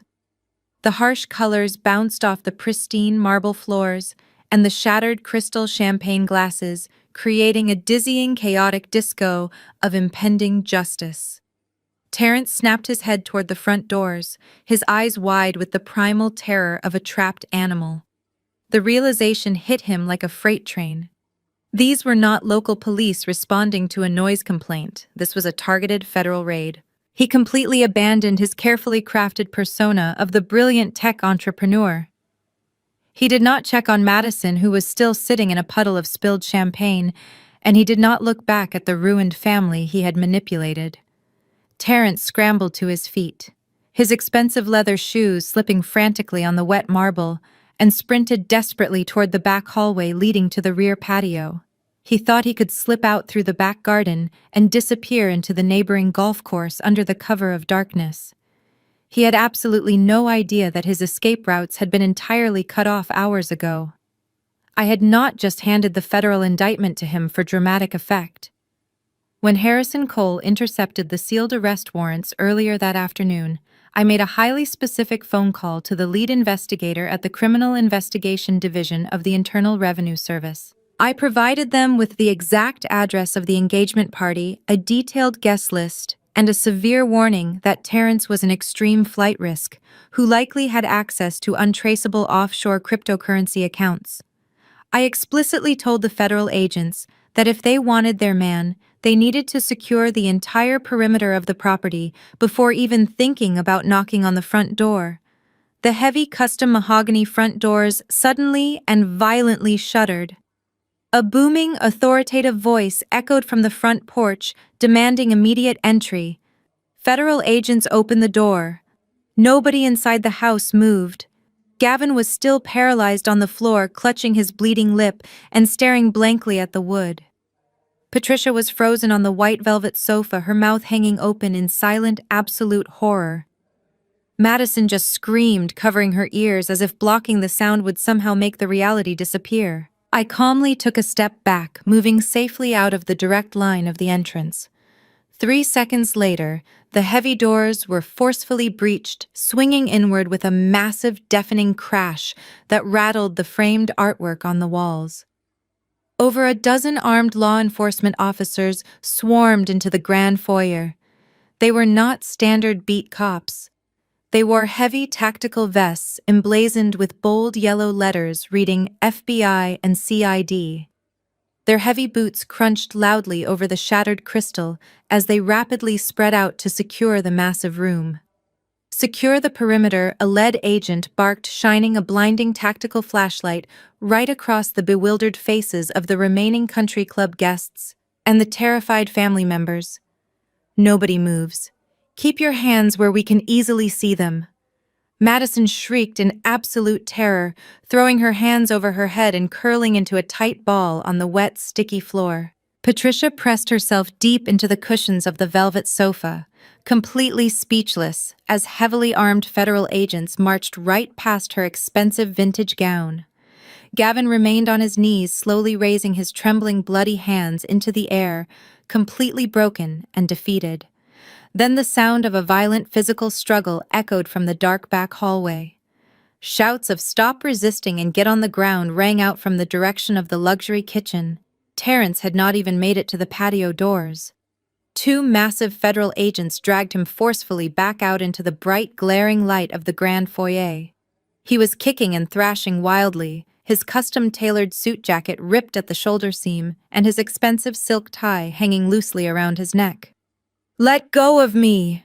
Terrence screamed, his voice cracking with desperate panic. "I know my rights. I want my lawyer. You cannot do this. This is my house." "It is not your house anymore, Terrence," the lead agent replied, his voice completely devoid of any sympathy or hesitation. "You are under arrest for federal wire fraud, tax evasion, and money laundering." The agents shoved Terrence roughly against the pristine white marble wall right next to the ruins of the Champagne Tower. They grabbed his wrists, pulling his arms forcefully and painfully behind his back. The sharp metallic click of the heavy steel handcuffs, ratcheting tightly around his wrists, echoed sharply through the silent room. The few remaining wealthy investors who had stayed behind to demand their money back stood frozen in the corners of the room. They watched in absolute stunned silence as the brilliant tech visionary they had blindly trusted was physically subdued and utterly humiliated. Terence pressed his bruised cheek against the cold marble wall, breathing heavily in absolute defeat as the federal agent began to read him his rights in front of his entire ruined empire. As the lead agent finished reading Terence his rights, the harsh reality of the situation finally swept across the rest of the room. Two other heavily armed federal agents pivoted away from the shattered champagne tower and walked purposefully toward the center of the grand foyer. Their heavy boots crunched over the broken glass as they approached Gavin. He was still kneeling on the sticky marble floor, clutching his bleeding lip and staring blankly ahead. "Are you Gavin?" The taller of the two agents asked, his voice projecting absolute authority. Gavin slowly looked up, his eyes red and swollen. He gave a weak, pathetic nod. "Yes," he whispered, his voice trembling so violently he could barely form the word. "Stand up and place your hands behind your back," the agent ordered, pulling a pair of heavy steel handcuffs from his tactical belt. "You are being placed under arrest." Gavin shrank back, completely paralyzed by fear. "Arrested?" he stammered. "No, you do not understand. I am not a part of Terrence's business. I just invested some money. I am a real estate agent. I do not have anything to do with his tax evasion." The federal agent did not offer an ounce of sympathy. "You are not being arrested for tax evasion," Gavin, the agent, replied sharply, "because the $400,000 home equity line of credit you fraudulently authorized was processed through a federally insured banking institution, and the electronic funds were wired across state lines to purchase this property. Your crimes fall entirely under federal jurisdiction. You are being charged with severe wire fraud and aggravated identity theft." "Now stand up." Gavin completely broke down.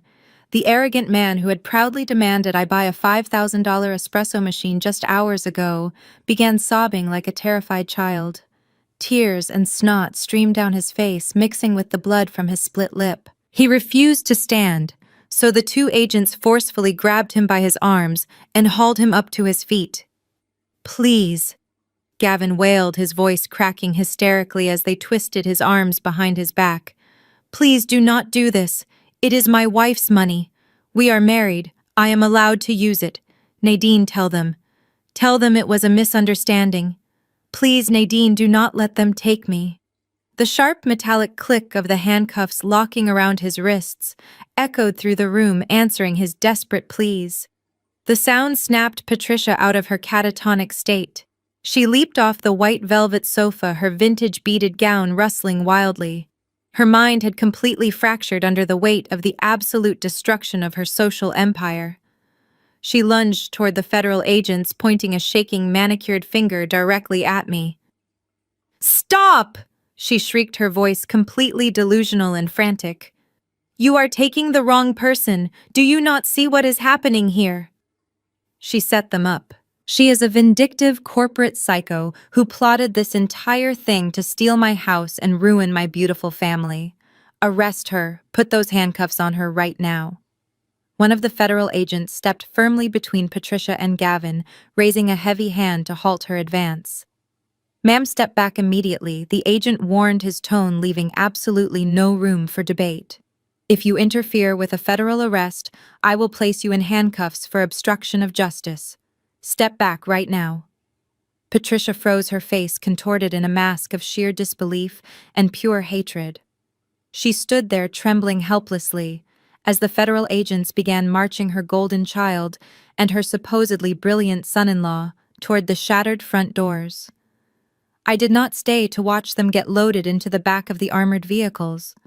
I had seen exactly what I came to see. I reached into my emerald green clutch and pulled out my phone. My scheduled luxury ride service was waiting just outside the main gates. I smoothed the front of my tailored silk dress, ensuring not a single drop of spilled champagne had touched the fabric. I stepped carefully over the jagged pieces of broken crystal, bypassing Madison, who was still curled into a tight sobbing ball on the floor. I walked right past Patricia, who glared at me with hollow, empty eyes. Nadine, Gavin screamed over his shoulder as the agents pushed him out onto the front porch. "Nadine, please." I did not even turn my head. I walked out the massive front doors and stepped into the crisp, cold November night. The air tasted incredibly fresh. I walked past the flashing red and blue lights of the federal vehicles and approached the sleek black car waiting at the end of the circular driveway. The driver stepped out and opened the rear door for me. "How was the party, Mom?" he asked politely as I slid into the comfortable leather seat. I looked out the window, watching the federal agents press Gavin against the hood of a squad car. "It was unforgettable," I replied, completely relaxed. The driver closed the door, shutting out the noise of the sirens and the screaming. The car pulled smoothly out of the sprawling suburban driveway, turning onto the dark, quiet street. I leaned back in my seat, looking straight ahead, and drove away into the night without ever looking back. 6 months passed in the blink of an eye. The chaotic memory of the flashing police lights in the suburban driveway felt like a lifetime ago. I was sitting in a sleek glass-walled boardroom high above the bustling streets of downtown Atlanta.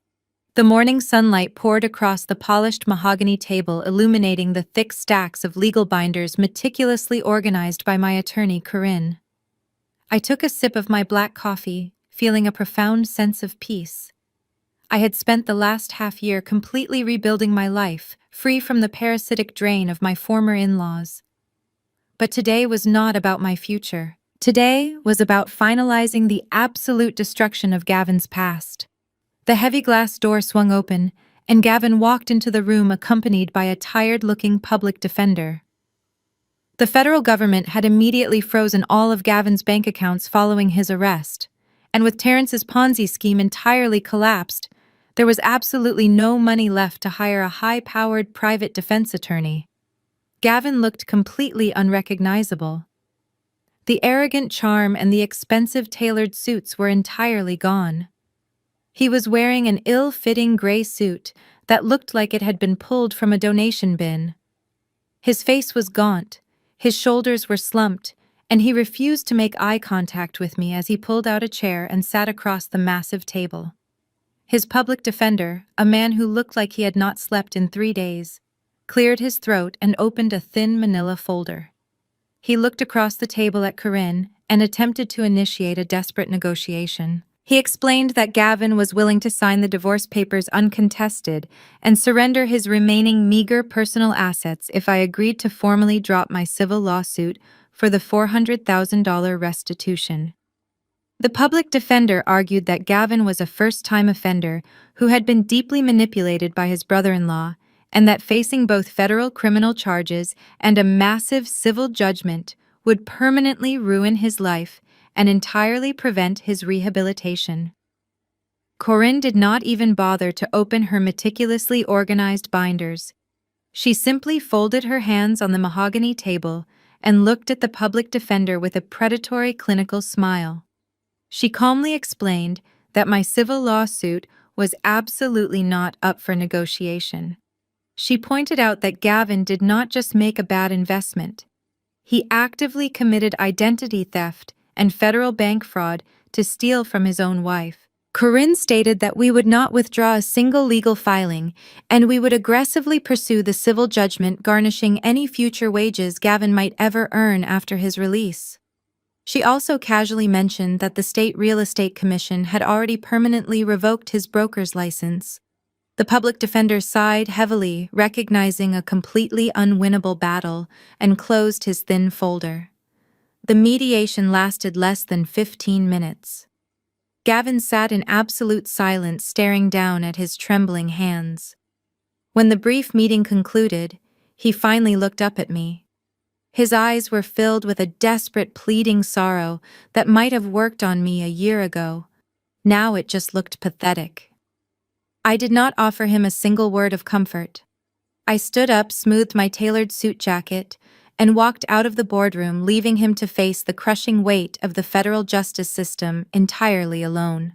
2 weeks later, I sat in the hard wooden gallery benches of the United States District Court. The courtroom was vast and intimidating, characterized by dark wood paneling and the solemn authority of the federal judge presiding over the bench. Gavin stood before the judge, flanked by his exhausted public defender. He was wearing a standard-issue tan federal jumpsuit, his wrists handcuffed in front of him. The federal prosecutor had laid out an ironclad case detailing the forged home equity line of credit, the interstate wire transfers, and the blatant identity theft. Because Gavin had signed the liability trap I drafted, he could not deflect any blame onto Terrence. He was completely and solely responsible for his own fraudulent actions. The federal judge looked down at Gavin over the rim of his reading glasses. He spoke with a stern, unwavering voice, admonishing Gavin for his severe breach of trust and his blatant disregard for the financial security of his spouse. The judge noted that while Gavin had no prior criminal record, the sheer magnitude of the financial crime and the deliberate, calculated nature of the forgery demanded a strict penalty under federal sentencing guidelines. The justice system could not simply overlook such a massive theft. The heavy wooden gavel came down with a sharp, echoing crack. The judge sentenced Gavin to 36 months in a federal correctional institution, followed by 5 years of supervised release and a strict order to pay full mandatory financial restitution. Gavin dropped his head, letting out a quiet, muffled sob as the federal marshals stepped forward to escort him away. I sat perfectly still in the gallery, watching the heavy wooden doors close behind him. The man who had tried to steal my future was now officially a federal inmate. The legal battle was over, and I had won completely. The fallout of the federal raid did not stay quietly contained within the affluent suburban community. By the following Monday morning, the face of the self-proclaimed tech visionary was plastered across every major national news network. Terrence Innovations was publicly exposed as one of the most brazen and destructive Ponzi schemes in recent state history. Financial journalists tore his fake business model to absolute shreds on live television, detailing exactly how he preyed on elderly country club investors and used their life savings to finance his luxury cars and custom-tailored suits. The scale of the fraud was staggering, reaching into the tens of millions of dollars. Interviews with ruined investors played on a continuous loop, showcasing the devastating human cost of his arrogant greed. As the walls of his jail cell closed in, Terrence did exactly what cowards always do when they are cornered. He turned on the only person left to blame. During his initial federal arraignment, his high-priced defense attorney attempted a desperate and calculated legal maneuver. They presented the revised tax affidavit that Gavin had so foolishly signed the night before the party. Terrence's lawyer stood before the judge and argued that Gavin was the true financial mastermind, holding the sole individual guarantor document as concrete proof that Gavin controlled the corporate debt and directed the illegal cash flow. Terrence actually tried to paint himself as an innocent visionary who was manipulated by a greedy real estate agent. Gavin was sitting at the defense table in his own prison uniform when his brother-in-law launched the ultimate betrayal. He watched in absolute horror as the man he had committed identity theft for the man he had ruined his marriage for casually tried to hand him a multi-decade prison sentence. But federal prosecutors are not easily fooled by cheap courtroom theatrics. They possessed the forensic accounting data I had provided, which traced every single fraudulent wire transfer and fake dividend payment directly back to Terrence's personal devices. While Gavin's signature legally anchored him to the massive financial debt and firmly secured his 3-year prison sentence for the home equity forgery, it did not absolve Terrence of orchestrating the overarching Ponzi scheme. The judge saw right through the pathetic blame game. The hammer of justice swung much harder for the architect of the fraud. Terrence was completely stripped of his arrogant persona and convicted on multiple counts of federal wire fraud, tax evasion, and running an illegal securities operation. The judge handed him a crushing sentence of 15 years in a high-security federal penitentiary without the possibility of early parole. The smooth-talking grifter who had mocked my corporate job at the Thanksgiving table was now just a number in the federal prison system, facing a decade and a half behind thick concrete walls. With Terrence locked away and Gavin serving his own sentence, the false empire they had built completely evaporated into thin air. The federal government moved swiftly and without mercy. They immediately seized the 5-bedroom suburban mansion, auctioning off the luxury cars, the designer furniture, and every single asset tied to the stolen funds. Madison was abruptly thrown out onto the street with absolutely nothing but the clothes on her back. The golden child who had spent her entire life coasting on her looks and relying on the financial theft of the men around her was suddenly forced to face the harsh, unforgiving reality of the real world. She desperately tried to rely on her wealthy social circle. But the moment the federal agents raided the engagement party, her country club friends permanently blocked her phone number. Nobody wanted to be associated with the fiancé of a convicted federal fraudster. She had no college degree, no marketable skills, and a resume consisting entirely of fake administrative roles at Terrence's non-existent company. She was entirely unemployable. Even Patricia could not offer her a safe haven. My mother-in-law was too busy packing her own belongings into cheap garbage bags, preparing for the impending foreclosure eviction I had legally initiated. With nowhere left to turn and her bank accounts entirely frozen by the federal authorities, Madison packed her few remaining items into a cheap duffel bag. Late one evening, she walked into a dimly lit pawn shop on the industrial edge of the city. The bell above the door chimed a depressing note as she approached the scuffed glass counter. Her hands shook violently as she pulled the massive 4-carat diamond ring from her finger. The ring she had so proudly flaunted at the party, the ultimate symbol of her stolen wealth, was now her only remaining lifeline. The pawnbroker recognized her desperate situation immediately and offered her a pathetic fraction of its actual value. With tears streaming down her ruined makeup, Madison handed over the diamond, accepted the small wad of crumpled cash, and walked out into the pouring rain to rent a cheap roadside motel room. The legal wheels of foreclosure turn slowly, but they grind exceedingly fine. Over the last 6 months, while Gavin and Terrence faced their federal criminal trials, I let my corporate lawyers handle Patricia's defaulted mortgage. The 48-hour notice I gave her at the engagement party was just the beginning of a relentless legal siege. She fought back, of course, hiring cheap attorneys with whatever credit she had left, but you cannot fight simple math. The massive debt was entirely real, and my anonymous Delaware shell company owned it completely. The judge finalized the foreclosure without hesitation and issued a hard eviction date. Today was that day. I pulled my car up to the pristine colonial house, parking right behind 2 marked sheriff's department cruisers. It was a beautiful, crisp Tuesday morning. It was perfect weather for a public spectacle.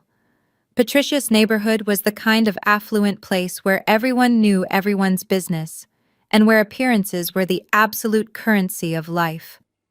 I stepped out of my car just as the heavy custom front door swung open. Patricia stood in the doorway, physically blocking the path of the 2 uniformed deputies. She was wearing a silk morning robe and her hair was perfectly styled as if she was expecting a lifestyle magazine photographer instead of local law enforcement. She was screaming at them, demanding they leave her property immediately and insisting that there had been a terrible administrative mistake. She actually believed her own arrogant delusions. She truly thought her decades of country club status somehow made her immune to the brutal reality of a court-ordered eviction. I walked slowly up the paved walkway, my heels clicking sharply against the expensive stone. When Patricia saw me, her face contorted with a sickening mixture of absolute rage and helpless terror. She tried to lunge past the deputies, but one of them firmly held out a muscular arm, keeping her physically restrained. "You cannot do this to me!" she shrieked, her voice echoing violently down the quiet suburban street. "I built this house. I raised my entire family here. You are a heartless monster." I stopped at the bottom of the porch steps, looking up at her with a completely blank, clinical expression. "You did not build this house, Patricia," I replied smoothly. "You leveraged it to death to buy designer clothes and country club lunches you absolutely could not afford. I bought the debt you ignored. This is my property now, and your tenancy is officially terminated." The deputies did not wait for her to argue. They presented the signed court order and informed her that she had exactly 10 minutes to gather her immediate personal necessities before the physical removal began. Patricia absolutely refused to move. She stood there crying hysterically and threatening to call the city mayor. The deputies simply ignored her threats and gave a sharp nod to the professional eviction crew waiting in a massive box truck parked directly across the street. What followed was the absolute total dismantling of Patricia's fabricated life. The crew worked with ruthless efficiency. They marched into the house and began carrying out her heavy antique furniture, her crystal vases, and her vintage beaded gowns, placing them directly onto the public curb. Patricia sobbed uncontrollably on the front lawn as a worker unceremoniously dropped a massive stack of her expensive designer leather handbags right next to a pile of rusty gardening tools. The loud commotion drew a massive crowd. Doors opened up and down the exclusive street. Her wealthy neighbors, the very people she had spent decades desperately trying to impress and dominate, stepped out onto their manicured lawns to watch the spectacle unfold. They whispered to each other, pointing at the embarrassing mountain of seized belongings piling up on the dirty sidewalk.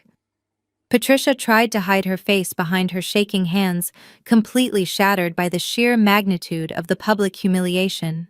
She was no longer the untouchable matriarch of an affluent suburban dynasty. She was just another broke, evicted tenant, sitting on the curb. Once the house was entirely cleared of her presence, and the new heavy brass locks were installed, the deputies escorted Patricia off the premises for good. I did not say a single word of goodbye to her. I simply walked inside my newly acquired asset. The house was empty and echoing, stripped of all its pretentious decorations. It was a massive piece of prime real estate in a highly coveted school district, and I was ready to cash in. I did not waste a single day. I immediately hired a premier staging company to modernize the outdated interior and a top-tier real estate agency to list the property. Because I had purchased the defaulted mortgage from the regional bank at a massive cash discount, my profit margin was already substantial. We listed the colonial house in a fiercely competitive market. Within 48 hours, a massive bidding war erupted among young corporate executives desperate to move into the exclusive neighborhood. I accepted an all-cash offer that was hundreds of thousands of dollars above the original debt I had purchased.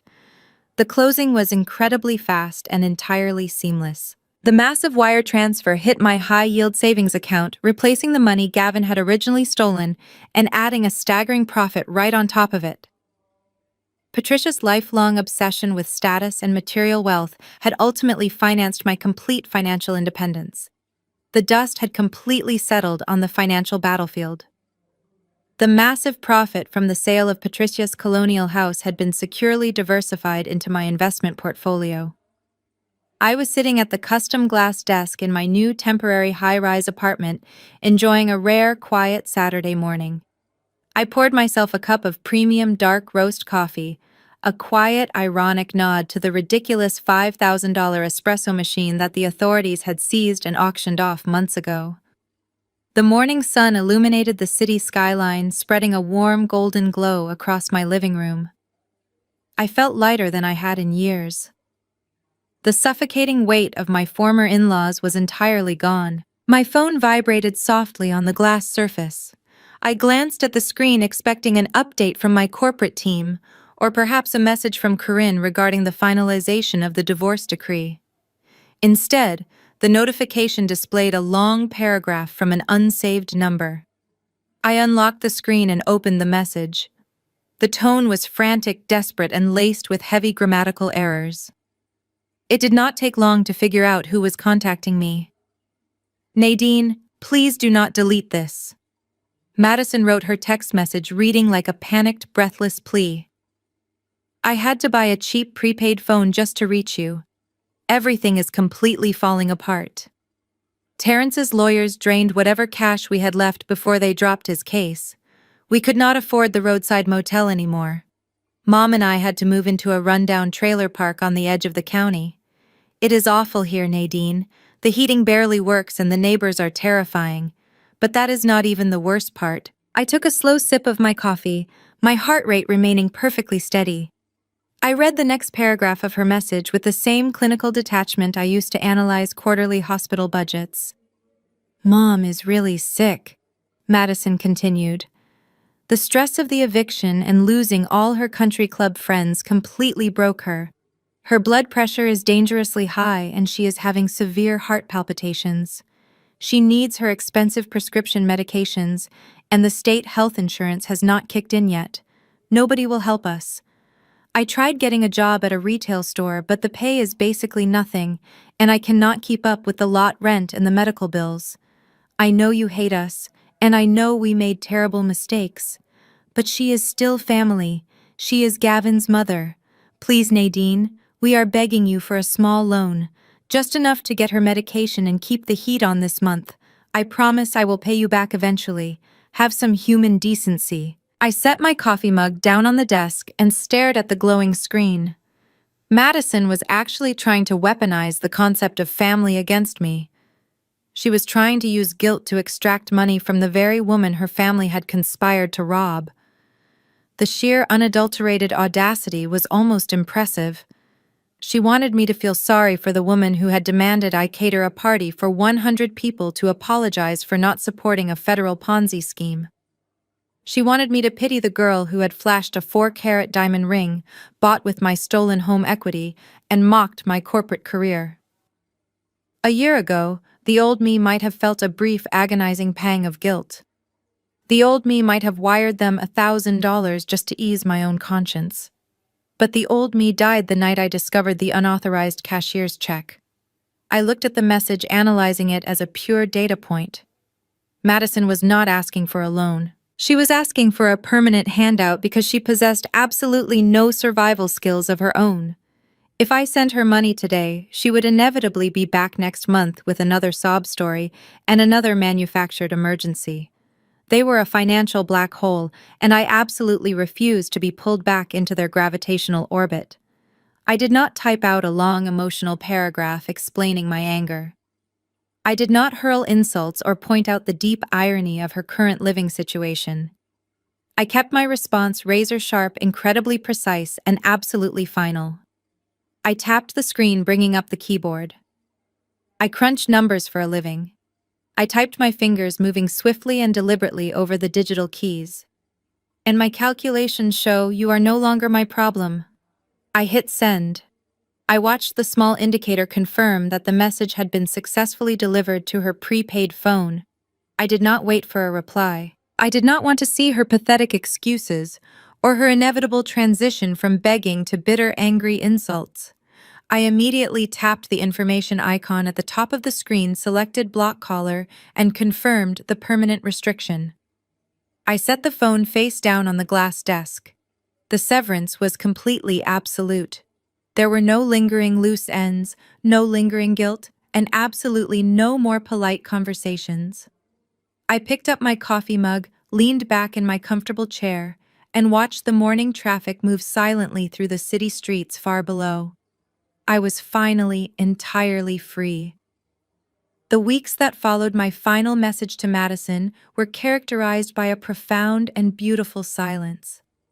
For the first 3 years of my marriage, my daily life had been a constant barrage of demanding text messages, passive-aggressive phone calls, and the exhausting effort of managing my husband's fragile ego. Now my phone only rang when I wanted it to. I had successfully excised the parasitic tumor that was my former family, and the resulting space in my life quickly filled with extraordinary professional momentum. I channeled every ounce of my focus and analytical precision into my work at the healthcare analytics firm. My ability to remain completely unbothered under extreme pressure had not gone unnoticed by the hospital board of directors. They had watched me navigate a massive corporate data migration during the exact same quarter I was quietly dismantling a federal Ponzi scheme and divorcing my fraudulent husband. I never missed a single deadline. I never let my personal life bleed into my professional obligations. Late one Friday afternoon, the chief executive officer called me into his top-floor office. There were no dramatic negotiations or corporate games. He simply slid a sleek leather portfolio across his mahogany desk. Inside was a newly drafted executive contract. They were officially promoting me to the C-suite. I was named the new Chief Data Officer, making me one of the youngest and highest-paid female executives in the entire corporate healthcare network. I signed the contract with the exact same silver pen I had used to sign my divorce papers. But this time, the ink represented absolute limitless potential instead of a necessary severing. My new compensation package included massive stock options and a substantial base salary increase. But the truth was, I barely even needed the corporate paycheck anymore. The financial windfall from my strategic legal maneuvers had permanently elevated my wealth. The restitution garnishments from Gavin's frozen accounts, the complete retention of my premarital assets through Corinne's ironclad divorce decree, and the staggering cash profit from the brutal foreclosure sale of Patricia's beloved colonial house had completely transformed my portfolio. I was no longer just a high-earning professional. I was entirely independently wealthy. With my new promotion secured and my bank accounts overflowing, I decided it was time to physically manifest my absolute independence. I had sold the original marital home, the one Gavin had fraudulently leveraged the moment the divorce was finalized. I wanted absolutely nothing tying me to the memory of his betrayal. Instead, I looked to the sky. I hired an exclusive private real estate broker and gave him a very specific set of requirements. I did not want a sprawling suburban mansion with manicured lawns and nosy country club neighbors. I wanted a fortress of glass and steel. Within a week, I found exactly what I was looking for. It was a breathtaking two-story penthouse situated at the very top of a sleek, modern high-rise in the absolute center of the downtown financial district. The moment I stepped out of the private elevator and into the massive, open-concept living space, I knew I was home. The penthouse featured soaring 20-foot ceilings and wrap-around floor-to-ceiling windows that offered an unobstructed panoramic view of the entire city skyline. The floors were polished dark hardwood, and the kitchen was a masterpiece of black marble and brushed steel. It was sharp, modern, and entirely uncompromising. It looked exactly like the woman I had become. I did not bother applying for a mortgage. I did not need to negotiate an interest rate or wait for a bank to approve my financial standing. I wired the entire purchase price directly from my high-yield savings account, buying the multi-million-dollar penthouse entirely in cash. Closing day was quiet and completely seamless. I spent the next month furnishing the space to my exact specifications. I chose deep jewel tones, velvet textures, and sleek modern art. There were no cheap pastel colors or floral patterns that Patricia would have demanded. Every single item in the penthouse was chosen solely because it pleased me. The first night I spent in my new home was a quiet triumph. I walked through the massive living room, my bare feet silent against the dark hardwood floors. I poured myself a glass of expensive red wine and walked over to the massive glass window. I looked out over the glittering skyline and thought back to that chaotic Thanksgiving dinner. I remembered the smug look on Terrence's face and the arrogant demands of my former mother-in-law. They had genuinely believed they held all the power because they operated on lies and manipulation. But lies are fragile, and manipulation shatters the moment it hits the solid brick wall of reality. From up here, the cars looked like tiny, insignificant ants, and the noise of the busy streets was completely muted by the thick, soundproof glass. I took a slow, deliberate sip of my wine, relishing the absolute silence. I had built my own empire entirely from scratch, defended it against those who tried to tear it down, and emerged completely victorious. The morning after I moved into the penthouse, I woke up long before the sun even crested the horizon. I walked into my sleek black marble kitchen and turned on the new espresso machine. The rich, dark aroma of premium roasted coffee beans filled the quiet, immaculate space. I poured the steaming liquid into a small ceramic cup and walked straight out onto the expansive glass balcony. The massive city of Atlanta was just beginning to wake up far below me. The morning air was sharp and cold against my skin, but I felt absolutely invulnerable. I leaned my forearms against the high glass railing and watched the eastern sky slowly transition from a deep bruised purple into a brilliant, vibrant gold. The sounds of morning traffic were a faint whisper from this incredible height. It was genuinely hard to comprehend just how drastically my reality had transformed in less than a single calendar year. 12 months ago, I was sitting at a crowded Thanksgiving table listening to a family of arrogant grifters tear down my professional accomplishments while they secretly drained my savings. I was unknowingly trapped in a marriage that was built entirely on blatant financial exploitation and relentless emotional manipulation. Gavin had looked at me and seen nothing but a limitless automated teller machine. Patricia had looked at me and seen a convenient corporate servant meant to unconditionally fund her desperate country club lifestyle. Madison and Terrence had looked at me and seen a naive stepping stone designed to finance their massive fraudulent tech empire. They all made the exact same fatal miscalculation. They assumed that because I was a polite woman who valued household peace, I fundamentally lacked the capacity for absolute legal warfare.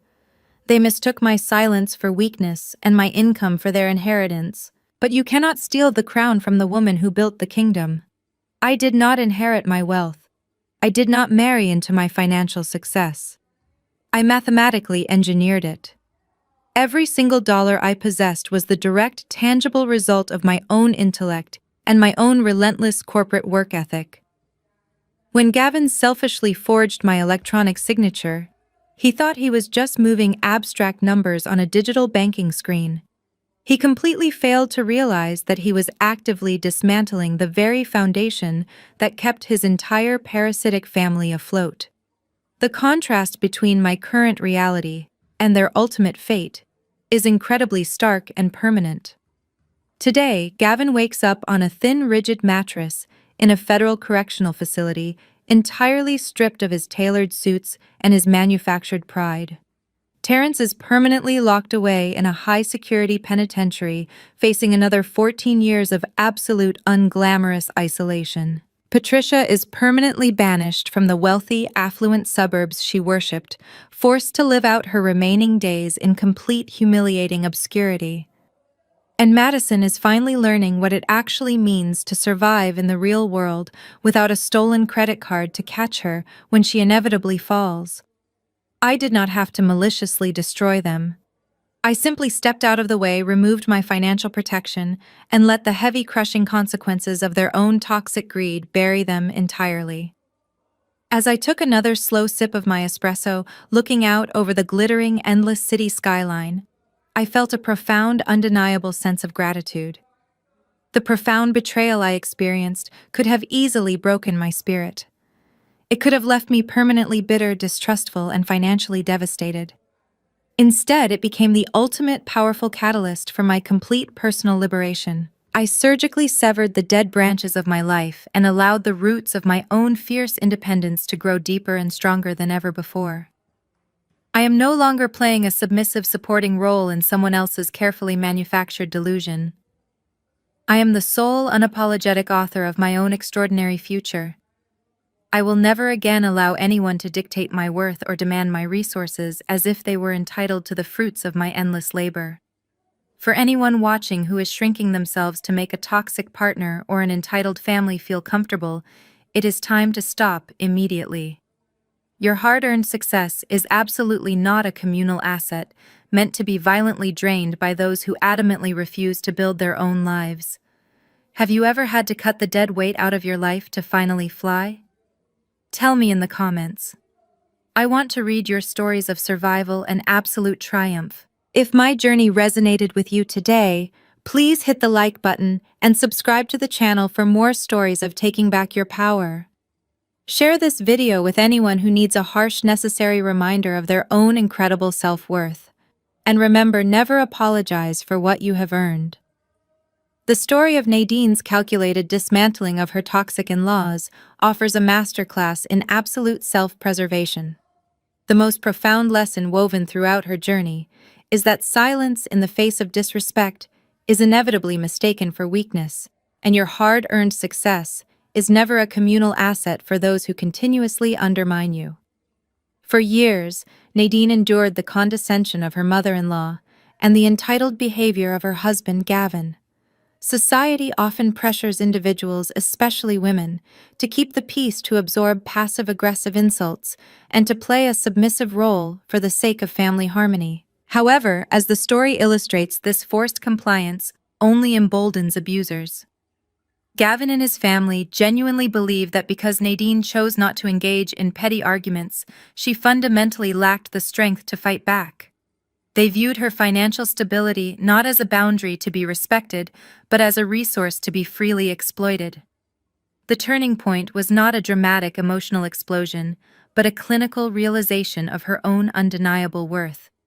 Nadine teaches us that the ultimate response to betrayal is not screaming or seeking validation from those entirely incapable of giving it.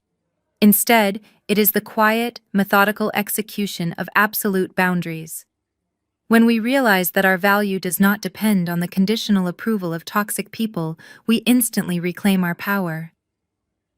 Nadine stopped being the financial lifeboat for a sinking family and instead chose to rescue herself. We must learn to let those who actively manipulate us face the natural, devastating consequences of their own actions. Ultimately, taking back your power requires the courage to walk away from tables where respect is no longer being served. Take a moment today to audit your own relationships, firmly establish your absolute boundaries, and share this message with someone who needs the courage to finally choose themselves.